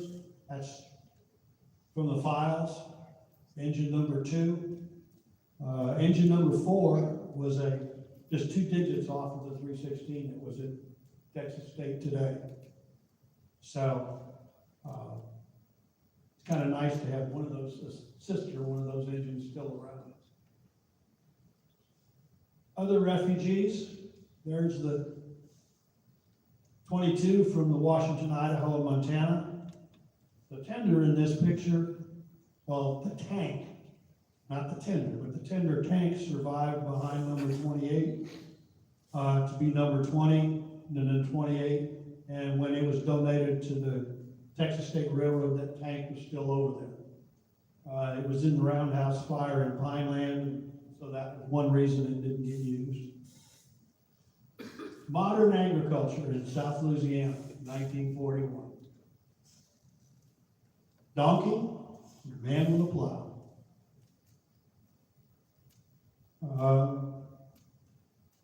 The first new engines they got were 10 and 11, which were the Lima precursors to the S-160 280s. Army built 10 of these, 8 of them ended up in Alaska. These 2 finally ended up in Alaska. Number 10 was scrapped up there. Number 11 came back to the Army Railroading Center and was made into a cutaway. They also got some Whitcombs intended for the British Army. Some of you may have seen some of these photos online lately. They've been pictures of people showing them up there. Notice the armor. You're going to operate this stuff in the desert with no windows. Somebody didn't design very well. This is the entrance yard to Camp Clayburn. You can see they had 2 of them. They tested them here.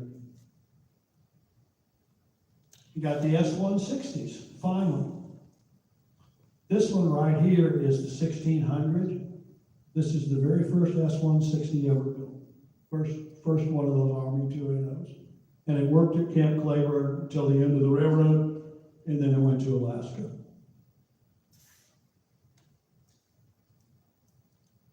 How about an Evans auto railer? I'd never heard of such a thing. I found out they were made in bus configuration and locomotive configuration.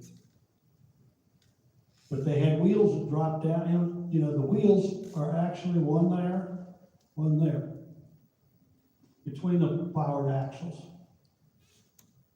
But that was another thing they tested at Camp Clayburn. This was the unit they used to switch the quartermaster depot there, the ammunition yards, and the supply yard. Here's our favorite, number 20. Was built as USA 649, and it sat there till about 1943 when it was rebuilt, and then it was rebuilt again in 1944. When they put new rod bushings in it at Texas State, I was gifted this, which is one of the main rod bushings. And you'll notice it was rebuilt at Camp Clayburn in 1944. And it was the right number 1. Today, well, not today, because it's undergoing an overhaul. but when it's finished, it's gonna be better than new. Interesting locomotive. And operations, just some paperwork. They did things like the Army. I did like a real railroad. Clearance forms. There's their timetable. They ran a daily mail, a daily passenger, and a local freight. 3 trains a day on a regular basis in September of 1944. The map from timetable number 4. Again, Camp Rayburn, Welch is on the river. This is the part, the tramway. This is what they built. Looks a lot straighter on that map than it does in real life.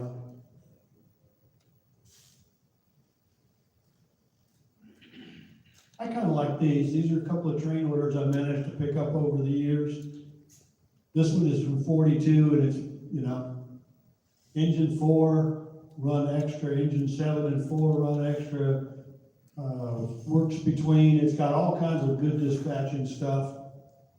And then you get to 1444.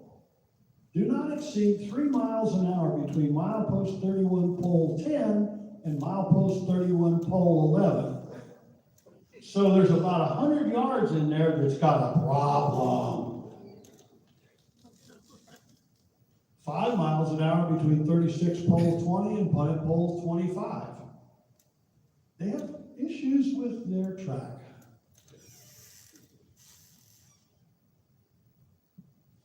Here's a couple of things, but you have guys of all different ranks operating stuff. So how do you differentiate who's who? He's got a tag on it. He's got a tag on it. He's got a tag on it. That one says conductor. That one probably says engineer. That one may say fireman. Whatever they are.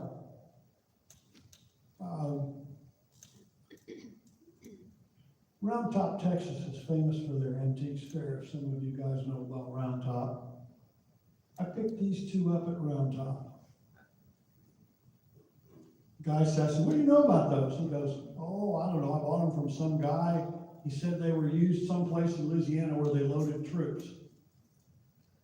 I said, "Well, they're going to the Rayburn Polk Railway Museum, which is Camp Rayburn History Center, our museum. So we sell them to me for it." "Oh, if they're going to the museum, here." So they're on display now at our Camp Rayburn History Center. What diameter are those? They're about 2 inches. Yeah, they're about 2 inches in size. And while I got this here, they used Missouri Pacific locks on all their switches. And they took Missouri Pacific switch keys and ground the Missouri Pacific off of them and stamped them MRS. So there's a few of those still out there as well. They were training people, remember? What not to do.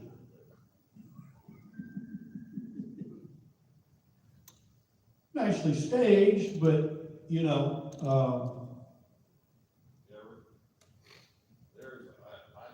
was trained as a scab engineer and scab conductor on PCS, and there is a movie that they would show us. Similar to this, with the guy was going along, and they hang off the side, tripping over the signal, the switch stand, just like that. Yep. Except it's a movie. It was done by the Union Pacific back in the 60s. Well, you may have got the idea from the Army, but I suspect the Army got the idea from a real railroad. Also, we have other things that happened out there. Number 7 was backing up and derailed. Number 20 was backing up and derailed. You can drive that fill today. And every time I do, back up. Every time I do, I think about them backing up and the tender turning all the way around and you ending up like this, ready to roll down that 40-foot fill. And this is from one side. Notice that's the tank from 22, but there's the 20. And having been in that cab of that engine a few times, backing up, every time I backed up, I thought about that and thought.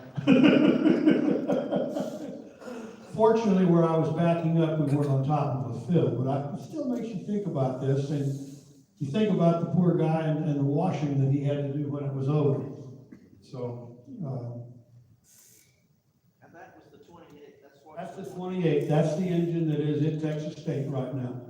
The tender frame is still the same, it's just got a different tank on it. And the tender frame actually is a Great Northern tender frame that they picked up in Montana. August 30th. No more trains to run, the last train order. This is from the train order book. Engine 20, light engine, run extra, Camp Clayburn to Camp Polk.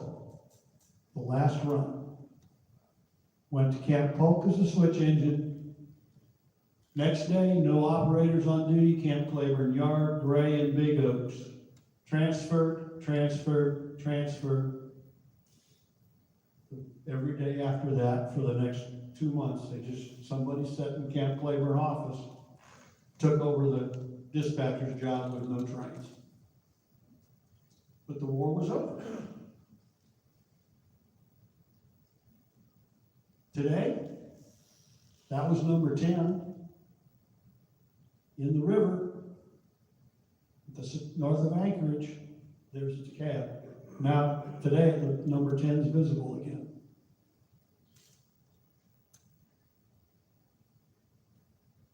Pass. They actually gave passes out. Here's the links to all of the movies. Building and operating, the 1944 experiments in train wrecking and in sabotage, and then the experiences of the 770th, which he's a member of the 770th on the White Pass. So, like I said, this is all on the flash drives. If you get one of the flash drives, all of this stuff is on there. Where does that pass today? At the Camp Clayburn Museum.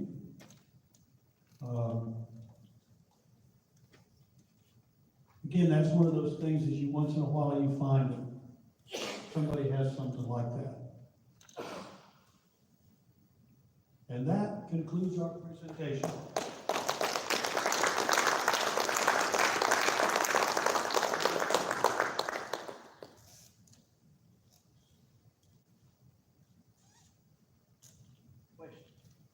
Early on, you mentioned Smith. B.E. Smith. Oh, B, okay. B.E. Smith. His first name was, I think, Bernice. But it was the guy. Couple things, Everett. That officer that got married there, Yeah. he was a captain in the 7-Eleven, didn't have 7-Eleven over his, right near Bradley. You probably find out who that is. I can. There couldn't have been that many captains in the battalion, so He was a young captain too. that would help identify who it is. Another thing about Camp Polk, my father went to basic training there in Bay 42, so I don't know if he saw any of this, but he was certainly there. The other thing, the train wrecking and sabotage movie, was that OSS training by any chance? Some of it was, yes. Yeah, they learned how to use plastic explosives and, the funny one is the one where they actually try to wreck a train, and they've got an old Norfolk and Western 280 that's the same as the one same design as the one at the Roanoke Transportation Museum. And it's under steam, so it'll lubricate, but it's being pushed by one of the Whitcombs. And they push the train down the hill, and they start by blowing up a piece of track. They cut longer and longer and longer pieces of rail. Train just goes over them. I mean, they try, and then finally they get creative and they cut pieces out of both sides. It still goes over them. And, it gets to the point, it's kind of like a comic thing, because it takes them forever to get to the point where they actually derail the train. And, it's really kind of funny to watch them do it. But this was all, it was like OSS training, yeah. And they did have, you noticed that in the dedication ceremony, they had British officers there. And the British sent some of their SOE people over as well for training in wrecking trains. And that was one of the other problems that the Red River Gulf had with it, in the sense that they told them, hey, we're gonna blow up your track. Oh, wait a minute. We got long trains to run. We got trains full of timber to run. We got poles to run. We have all of this stuff we have to do. Well, you just run trains when we say you can run trains. What do you mean? Well, that's just the way it's gonna be. Go talk to Dad. I wish I had met Dad. I knew Alan, but I wish I had met Dad, because Dad, like Alan, Dad was not that tall. You'll see a picture of him later. Alan was a big, tall guy. And, Dad was very soft-spoken, very quiet, and he talked with a lisp. And so he was just that way. And I can just imagine, if you've seen the movie The King's Speech, when he gets the king excited and starts in cussing, he cusses without a lisp. So I think that probably R.B. probably didn't have a lisp when he told off Captain Hill. And one last thing, and I'm going to turn it over back to Jason. I gave some of this presentation to the Conroe Model Railroad. And one of the guys there got up at the end of the thing and he said, I was in Korea with Railway Operating Battalion, and Captain Hill at that time was then Colonel Hill, and he ran the operating battalion in Korea. And he was responsible for getting the Pershing back from Korea that's up at the National Museum in Green Bay. And I said, oh? He said, you did not describe him well. Okay. He was a first class F blank AH blank.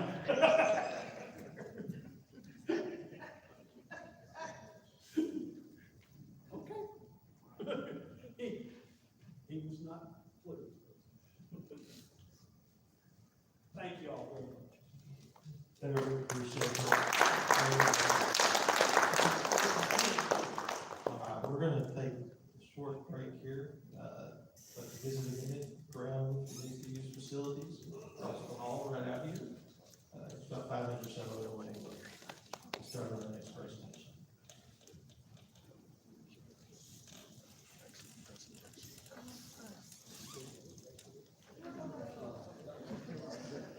Great.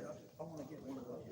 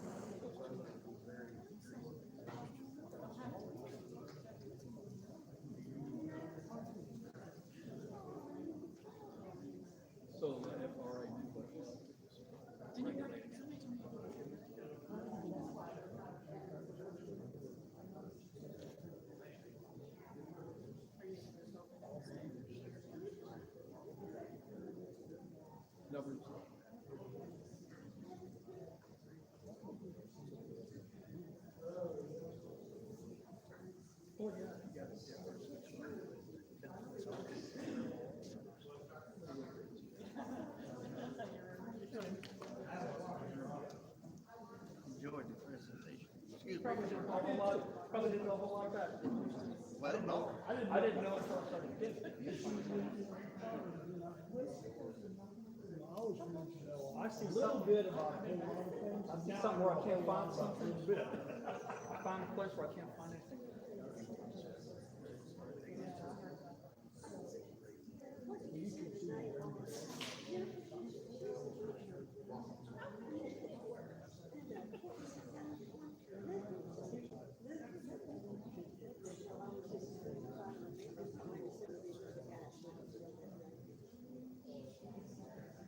I've seen some photos, but I don't know who took them.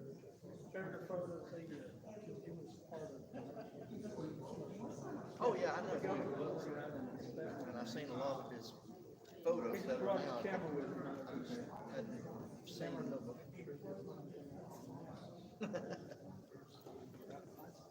Now, you know, I have engineered number 28 many, many miles without moving an inch. I had the privilege of running it a few times, and firing a couple of times. When they get it rebuilt, if they still have their ride the cab program, that's gonna be one of my early. It's gonna cost.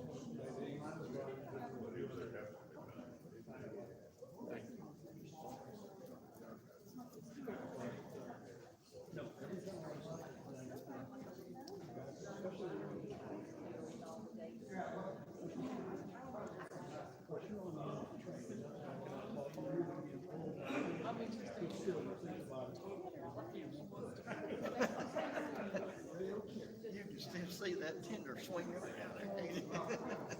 And I mean, I've been, it's a long way down. 5 feet high, and you go, how can you roll over the side? Ain't gonna stop.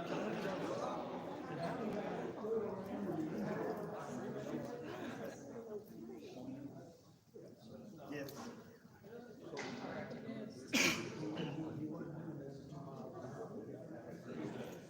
Less than 5, you can. They had to make some changes. Safe playground was the dark.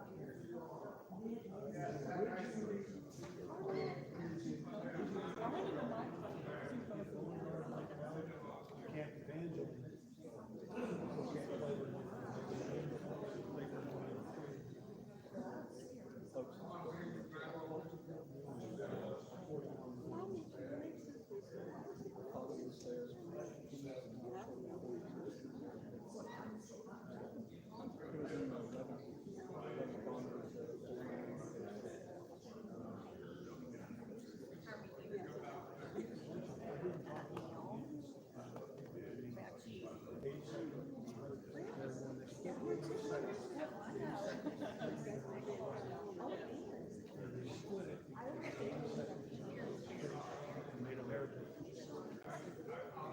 That's where you do things.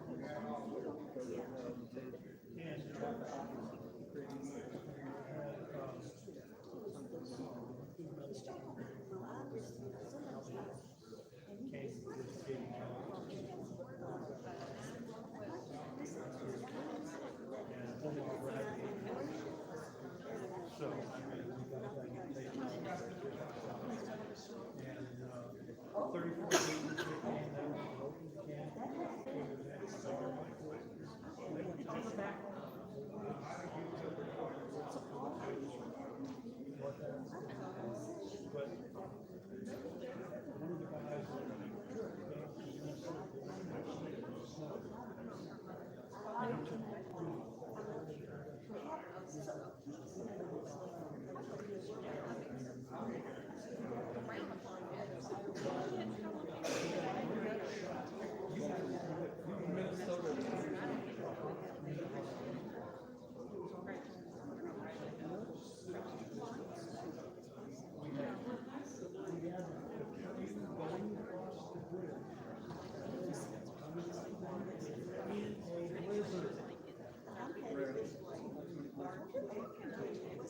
but I mean, it videos that roll by people. Remember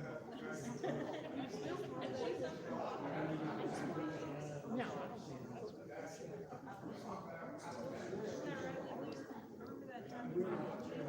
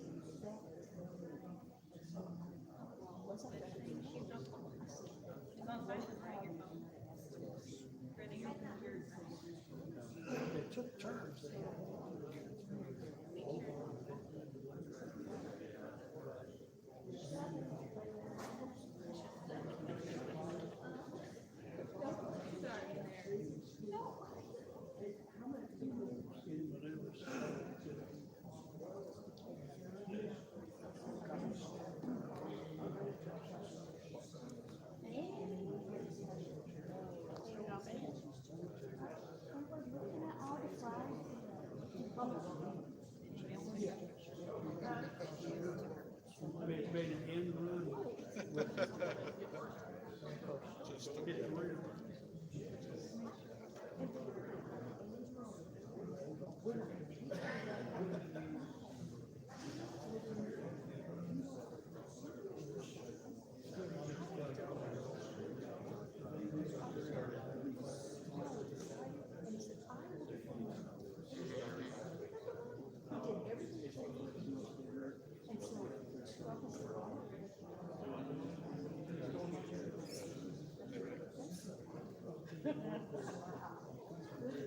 So he's still coming down? Oh, he was. Yeah, you can contaminate it.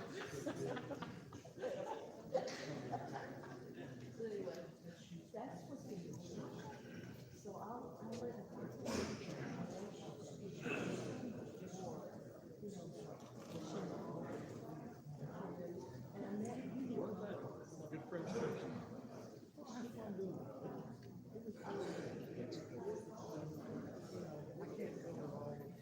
Slides, that's why. There's always something history wise.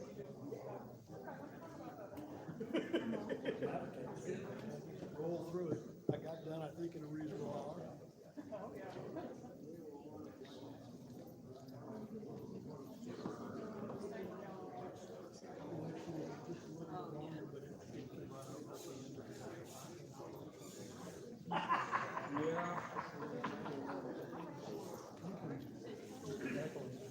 Well, this is told me he was gonna try to be here, but apparently he didn't make it. That's attention, that's attention. Yeah.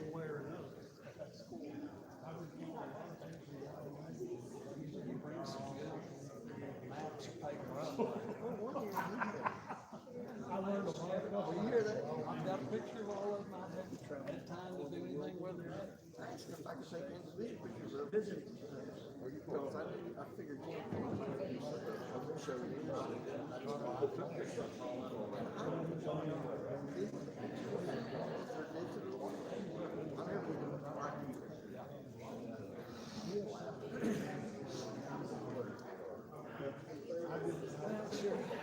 Come something like this, sure makes me wish I had the time. Now, we're all doing what we do. Whatever suits our fancy the most. Last time I was here, they had black breakfast. Oh, it was. It was.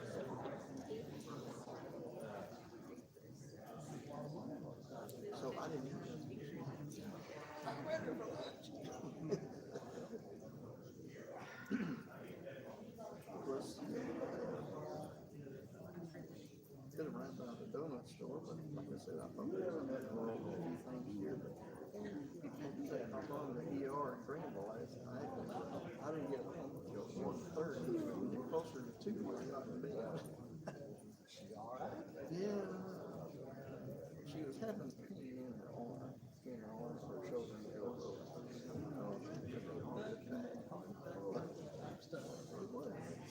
They think she's got a rotator cuff. She got it in a car wreck many years ago, and maybe wearing out now or something, along with some arthritis. We're kind of relieved to hear that. Well, you're always late here. That's the same thing, and I went into the car. Waiting and waiting.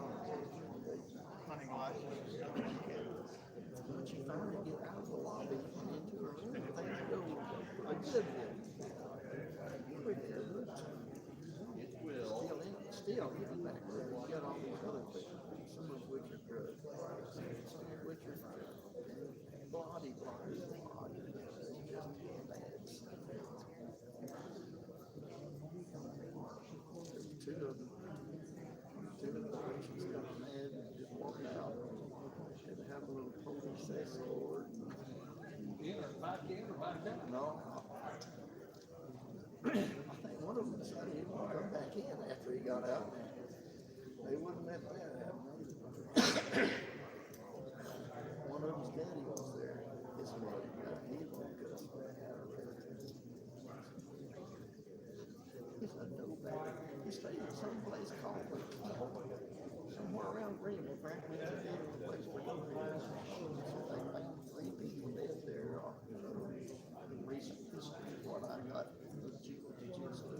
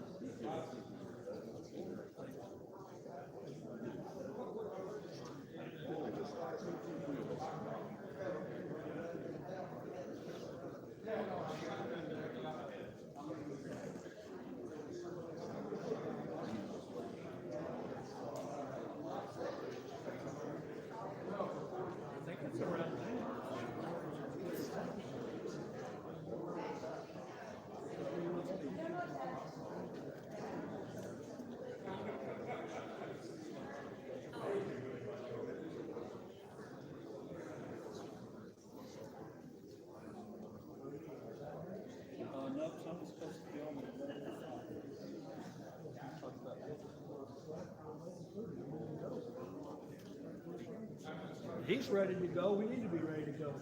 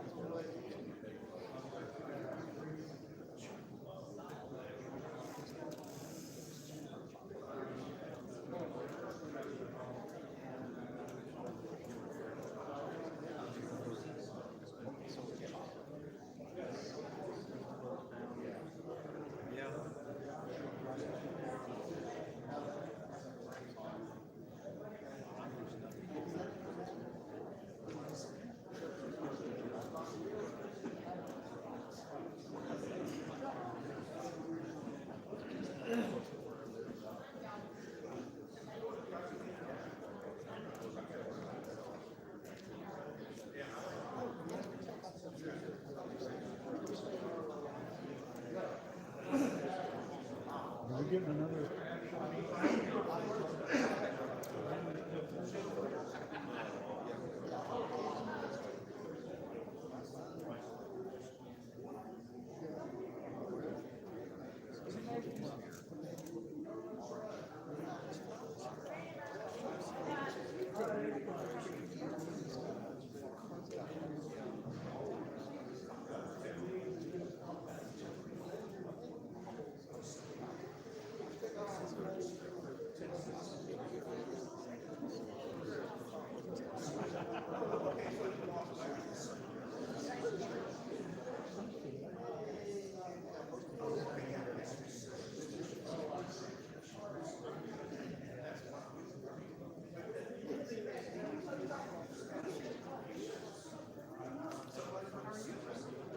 Making my rounds. Somebody come see me guys.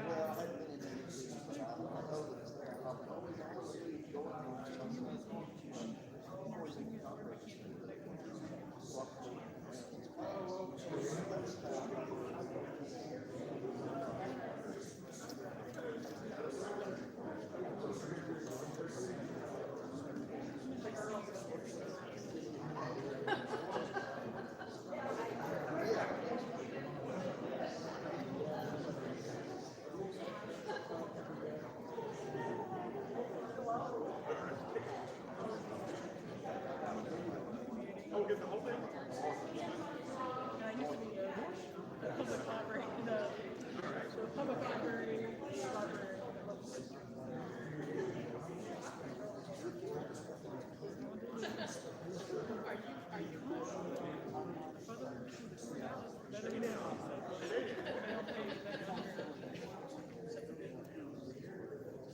it's about an hour drive.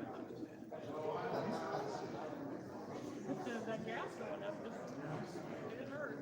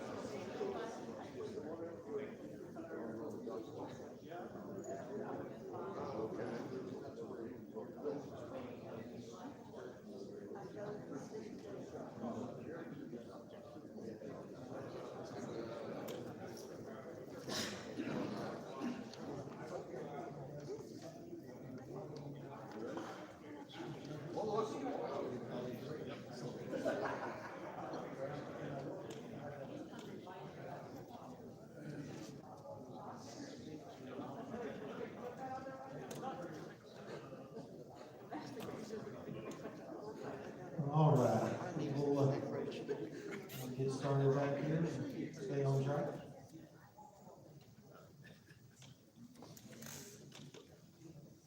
I think many of you have seen and know our next presenter, fantastic programs as well. It's very fascinating information and items to share, and today is no exception. Tony's done the tremendous job in helping me, and he's on the planning committee and put ideas together and topics and all. Just helping locate folks for the symposium. Appreciate what all he's done. So I'll hand it back over to Tony Wilson for his presentation.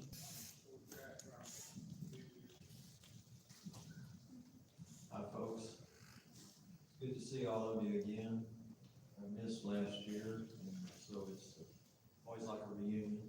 It's nice to be among people with common interests, and I was thinking about it while I was driving in the dark this morning, that we all have a different way of being interested in trains, and there's a lot of different ways to pursue this very interesting subject. Some of us are happy to just read words and study history. Some do collecting, interested in the memorabilia, the lanterns and whatnot from the railroad past. Others are into photography, both modern photography of trains today and also the older photos. And then finally, some of us are also, and maybe only, model railroaders. But I just wanted to say that I think that all of these different ways of pursuing this interest ultimately are towards one goal, and that is the goal of historic preservation. All of, modeling, photograph, any of these things I've mentioned are a way of preserving history. And, so I appreciate each one of you and each one of your interests and different ways of studying railroads. I'm going to talk about something today that I just started kind of working on as far as looking into. And I know that all of you, your different backgrounds, you're aware of what, when we say transition era, what we're talking about. But I would describe it this way. Transition era is the changeover, the major changeover in the railroad industry from steam locomotion to diesel electrics. And that was a dramatic time that varied in length depending on the railroads, because it didn't happen overnight. But the transition era is a really interesting time of change on the railroads, where you had the grimy black steam engine next to the colorful new diesel, along with the infrastructure changes that change made, or that alteration in the motive power made. So on that subject, I began to look into the subject of builder's plates, and I was a little bit surprised to see a transition transition also in builder's plates that accompanied the exit of the steam locomotive and the entrance of the diesel. And my program's titled Cotton Belt Locomotive Builder Plates, a Transition. There was a time when manufacturers of railway equipment, freight cars, steam pile drivers, steam cranes, water tanks, bridges, and locomotives all had a heavy metal plate cast in brass, bronze, or iron, cast iron, that was hanging on the equipment or the structure. These plates typically, well, they were commonly referred to as a builder plate, and they typically had information on them that ran something along these lines. They would have the name of the manufacturer prominently displayed, also the headquarters of the manufacturer would be on the cast plate, as well as the year and date of building or construction. And prominently displayed on these plates was a serial number or a construction number. This number would relate to business records and customer records that would detail the specific engineering and design information for the structure or the equipment. On steam locomotives, the plate varied in shape, and there were three main manufacturers in the country of steam locomotives. The American Locomotive Company, that we call ALCO, used a rectangular plate on their equipment or steam locomotive. The Lima Locomotive Works used a diamond, which was a very identifiable shape on their engines. And then the Baldwin Locomotive Works used a round plate. The plate was located on the smoke box of the steam locomotive, so it's towards the front of the steam locomotive. And it was mounted on both sides of the smoke box, and it was in line with the stack. We're not going to talk about cab forward, but that's good. This is most steam locomotives. A few railroads manufactured their own steam locomotives. A few notables are the Pennsylvania Railroad, the Norfolk and Western, the Illinois Central, and the Louisville and Nashville. All these railroads built steam locomotives for their own companies in their back shops at Altoona, Pennsylvania, Norfolk, Virginia, Paducah, Kentucky, and South Louisville, Kentucky, respectively. The Pennsylvania Railroad builder's plate was a unique design. It was an oval. It was quite attractive. The Norfolk Western and the Illinois Central used a round builder's plate, and the L&N used a rectangular. Early diesels also carried cast number plates. But this practice was ended on the diesels fairly early, where they transitioned to a stamped metal plate or aluminum plate. Sometimes these plates were etched. The plates were lighter and smaller and more adaptable to the diesel design rather than a big heavy cast plate. On the Cotton Belt Railroad, the Baldwin Locomotive Works was the builder of choice for steam locomotives. And consequently, the majority of the builder plates off Cotton Belt locomotives was round. That would exclude any secondhand locomotives they bought from other builders and other railroads, because the Cotton Belt did have quite a few Alcos as well. It's interesting that the Cotton Belt also built two groups of locomotives in their Pine Bluff, Arkansas shops. The first group of 5 locomotives was built in 1937. The second group of 5 more locomotives built in 1942. These were class L1 484 Northerns, and the locomotive 800 through 819 had boilers on them designed and constructed by the Baldwin Company. But the builder's plates were Cotton Belt builder's plates, which makes these 10 locomotives very unique among Cotton Belt steam engines. On those plates, the cast iron round plate that Cotton Belt made had one notable feature on it. Instead of using a serial number or a construction number, they use the locomotive number, which makes them even more interesting than your regular builder's plate. At the top, it would say, Pine Bluff, Arkansas, and then they had the build date, the year. Some of the plates, maybe, perhaps all of them, but I know some of them did have the trustee, because the Cottonville was in receivership when they built these engines, and so that was also cast on the plate as well. Those of you that have the Cotton Belt Locomotives book by Joe Strayback, if you look on page 15, you can see a photograph of one of these plates, what we call a Pine Bluff plate. I believe it's the 818 shown on that page. The first plate I want to show you is this Baldwin plate here. This is a round plate. It's about 9 inches in diameter. Across the top, we have the Baldwin Locomotive Works in the arc. Typical placement for that. Down below, the date of manufacture. In the middle here, Philadelphia, USA. Well, actually, Pennsylvania. Yeah.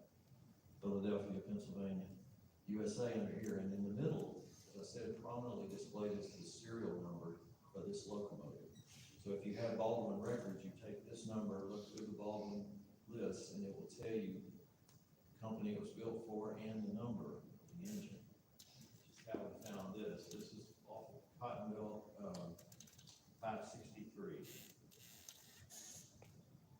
This is a class K1 280 consolidation steam engines were the backbone of the Cottonville fleet. They had other engines that were bigger, but they had scads of these engines. When a friend of mine located this plate and built this nice plaque display for me, he asked me to find a picture. And I thought, well, I have the easy part, find a picture of the 563. I looked and looked and looked and finally found one from friends in California, and it, of course, is not on the Cotton Belt. It's a picture of the 563 on lease to the Southern Pacific.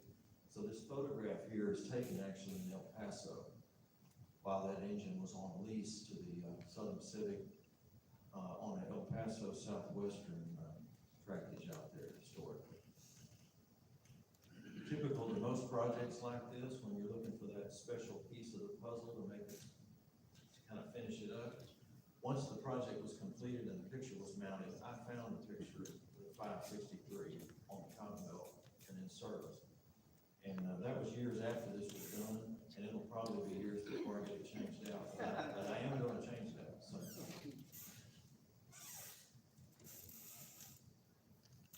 The next plate that I have to display represents the transition of this story.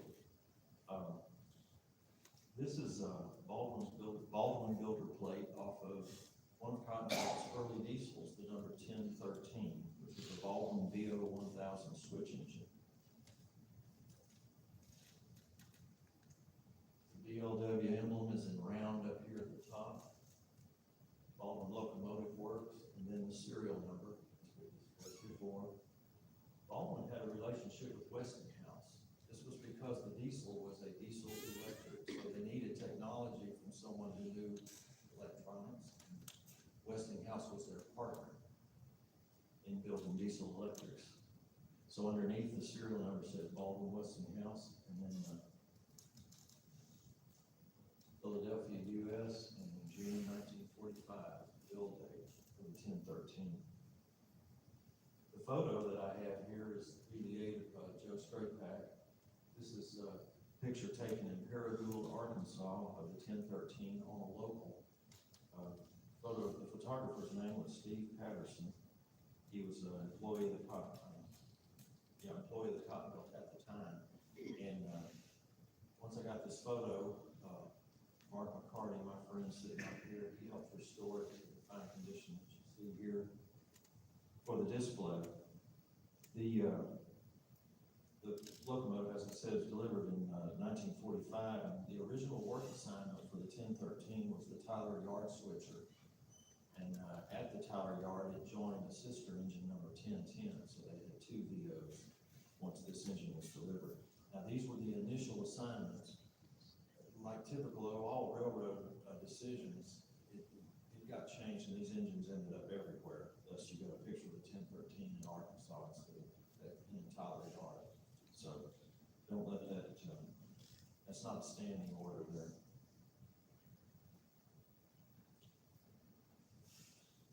The 1013 was delivered in the Cotton Belt's gray and yellow Confederate color scheme, but the 1013 was repainted later into the black and orange switcher scheme.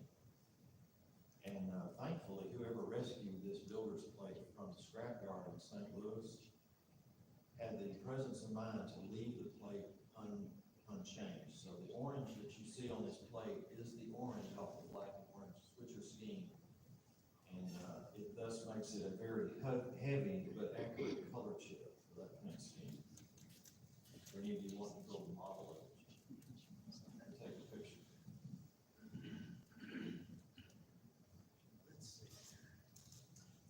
A little side step here on the VOs. Initially, Baldwin delivered the Cotton Belt VO 1000s with the traditional round plate. And these plates may have been smaller. I've not actually seen one of the early diesel plates for Baldwin. I do know that the earlier diesels from Baldwin, before the Cotton Belt got theirs, were full-size 9-inch plates, like the steam plate here. But there's a possibility they may have been smaller on the diesels that Cotton Belt got. But photographic evidence, and supported by one of Ed's pictures this morning, is that the first VOs delivered to the Cotton Belt, 1000 through 1008, as Ed said, the first 9 engines, were all delivered with the round Baldwin builder's plate. On his photograph, I noticed that case also. Later, Baldwin revised the shape of their builder's plate. For what reasons, I don't know, other than this plate design here, the 5-sided plate, fits better on the side frame of a switching locomotive body.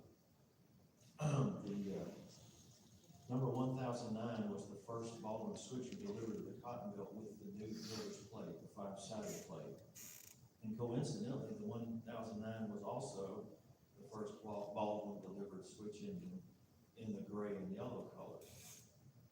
And that's not to say that it was the first gray and yellow, but it was the first Baldwin switcher delivered that way. Remember that the first 9, 1000 through 1008, were delivered in the purple and silver scheme of the Atlantic coastline style, as his picture showed. The award for the first gray and yellow to arrive on the property was June 1944. That was for the EMD FT locomotive 900 A, B, C, and D. Arrived actually before the last purple Baldwins arrived. There was at least 2 more purple Baldwins delivered after the gray and yellow FTs arrived. Eventually, all the VOs, well, most of the VOs, were repainted the black and orange switcher scheme. 2 notable exceptions were the 1007 and the 1008. They survived long enough on the roster to be painted SP, gray, and scarlet. Most of the VOs retain their black and orange though till retirement. So that's the case with the 1013 that you see here. One last plate that I brought to show you all is another rarity. This is an early diesel plate. Alco is still using the heavy cast plate style that they used on their steam locomotives. I was told, when I bought this years ago, a man told me it was a Southern Pacific switch engine. But to my delight this morning, I found out it was better than the Southern Pacific. It was a Texas and New Orleans switch engine. Number 52, built in March 1947. And thanks to Bradley Linda, who did all this, he's very high tech. Y'all need questions answered, he can do it with his little phone. But now my next challenge is to find a picture of the number 52, and I'll mount it on a similar display. Along those lines, I want to say that I welcome any input y'all might have about this subject. I don't know a lot about builder's plates, except that they're fascinating pieces of history. Hold them in your hands or look at them and see, and think about what they used to be on, and where they went, what they did. It's pretty exciting, pretty neat thing. If y'all have any other information, photographic, written, narrative, whatever you want to share that enhance the subject, I sure would enjoy hearing from you. And I want to thank all of you for your kind attention this morning. Can I just point Any out questions? that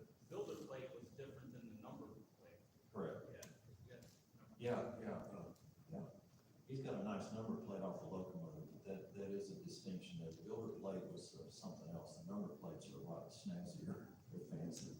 Now, the older builder plates that were brass, you probably have seen some pictures of them, they were beautiful. And what they would do typically is shine the brass up and black out the background. And a lot of guys that collect these things will take a builder's plate and paint it black, and then paint the raised portion kind of a bronze or brass color. That's not really too authentic, actually. Tony, there's something sort of intriguing and entertaining about the builder's plates on the set of L1 Northerns that Continental Home built in the time of shop in the winter of 42-43. 8/15 through 8/19, okay? They struck all the builder's plates in 1942, so they all say 1942. But 8/18 and 8/19 were not finished at Fulton. And in fact, I don't remember the date on 8/18, but 8/19 was finally released to the operating department on February 18, 1943.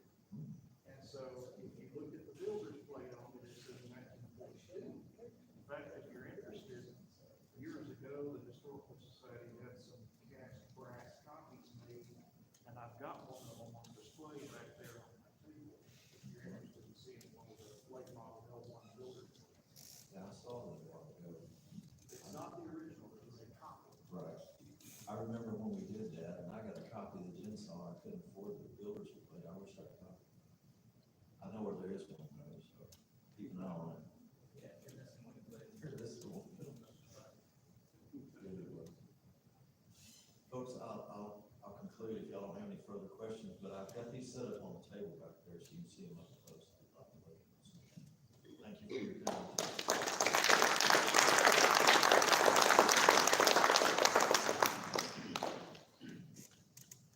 Thank you, Tony.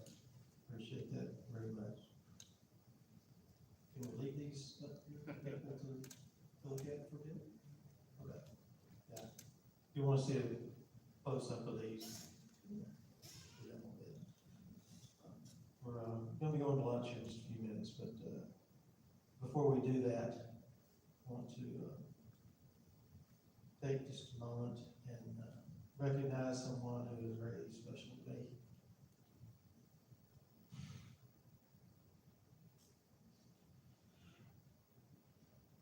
Excuse me. When we first started this, there were a few people who were very instrumental in helping bring folks together to make this happen. One of those individuals was Rayburn, known as RL on the railroad. I don't think there's anyone here that worked with him.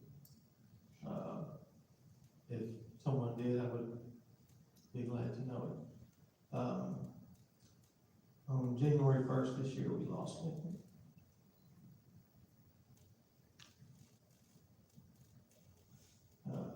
Rather suddenly, I planned to have him by my side doing this for many years, but that wouldn't be. But I thought this year we should dedicate this event to his memory. He's been on the program numerous times. Most of you have probably heard him. Great stories. And he was very knowledgeable about the workings of the railroad. He was conductor. He represented, I think, one union. And he's one of the guys that, if you knew him, I don't think you could make the guy mad. Everybody that met him liked him. I've known him all my life. His parents were our next door neighbors, so I got to see a lot of him. His two sons are approximately my age, and we grew up together. And I have fond memories of living in the family. He and I served on the Shiloh Cemetery Association Board of Directors. He was our president. I was his passing has left a vacancy in many lives. We're honored today to have his family join us, his wife, Kay Moore, sons, Monty, Darren, and their families.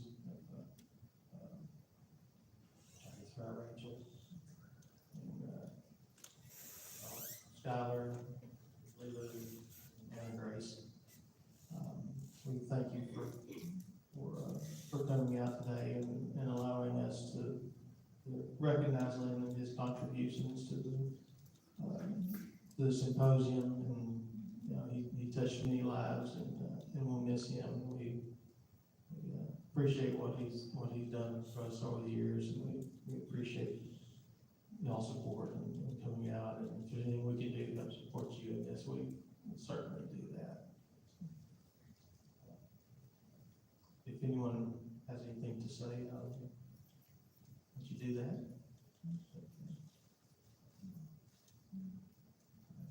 If not, just know that we miss him. Jason, I just wanted to thank you and the symposium for honoring my father like this.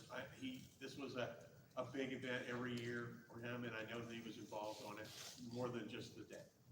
And we've always been close, but this was a spark in his life that he really enjoyed.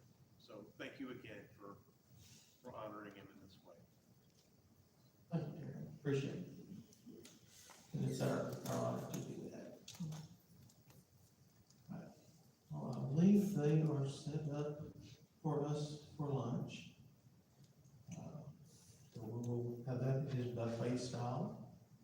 And we kept the same menu as last year. They did prepare fresh food this year. So, just the menu is, I don't know, from last year, but had a lot of good feedback from that. It's basically baked potato bar and some barbecue stuff to go along with it.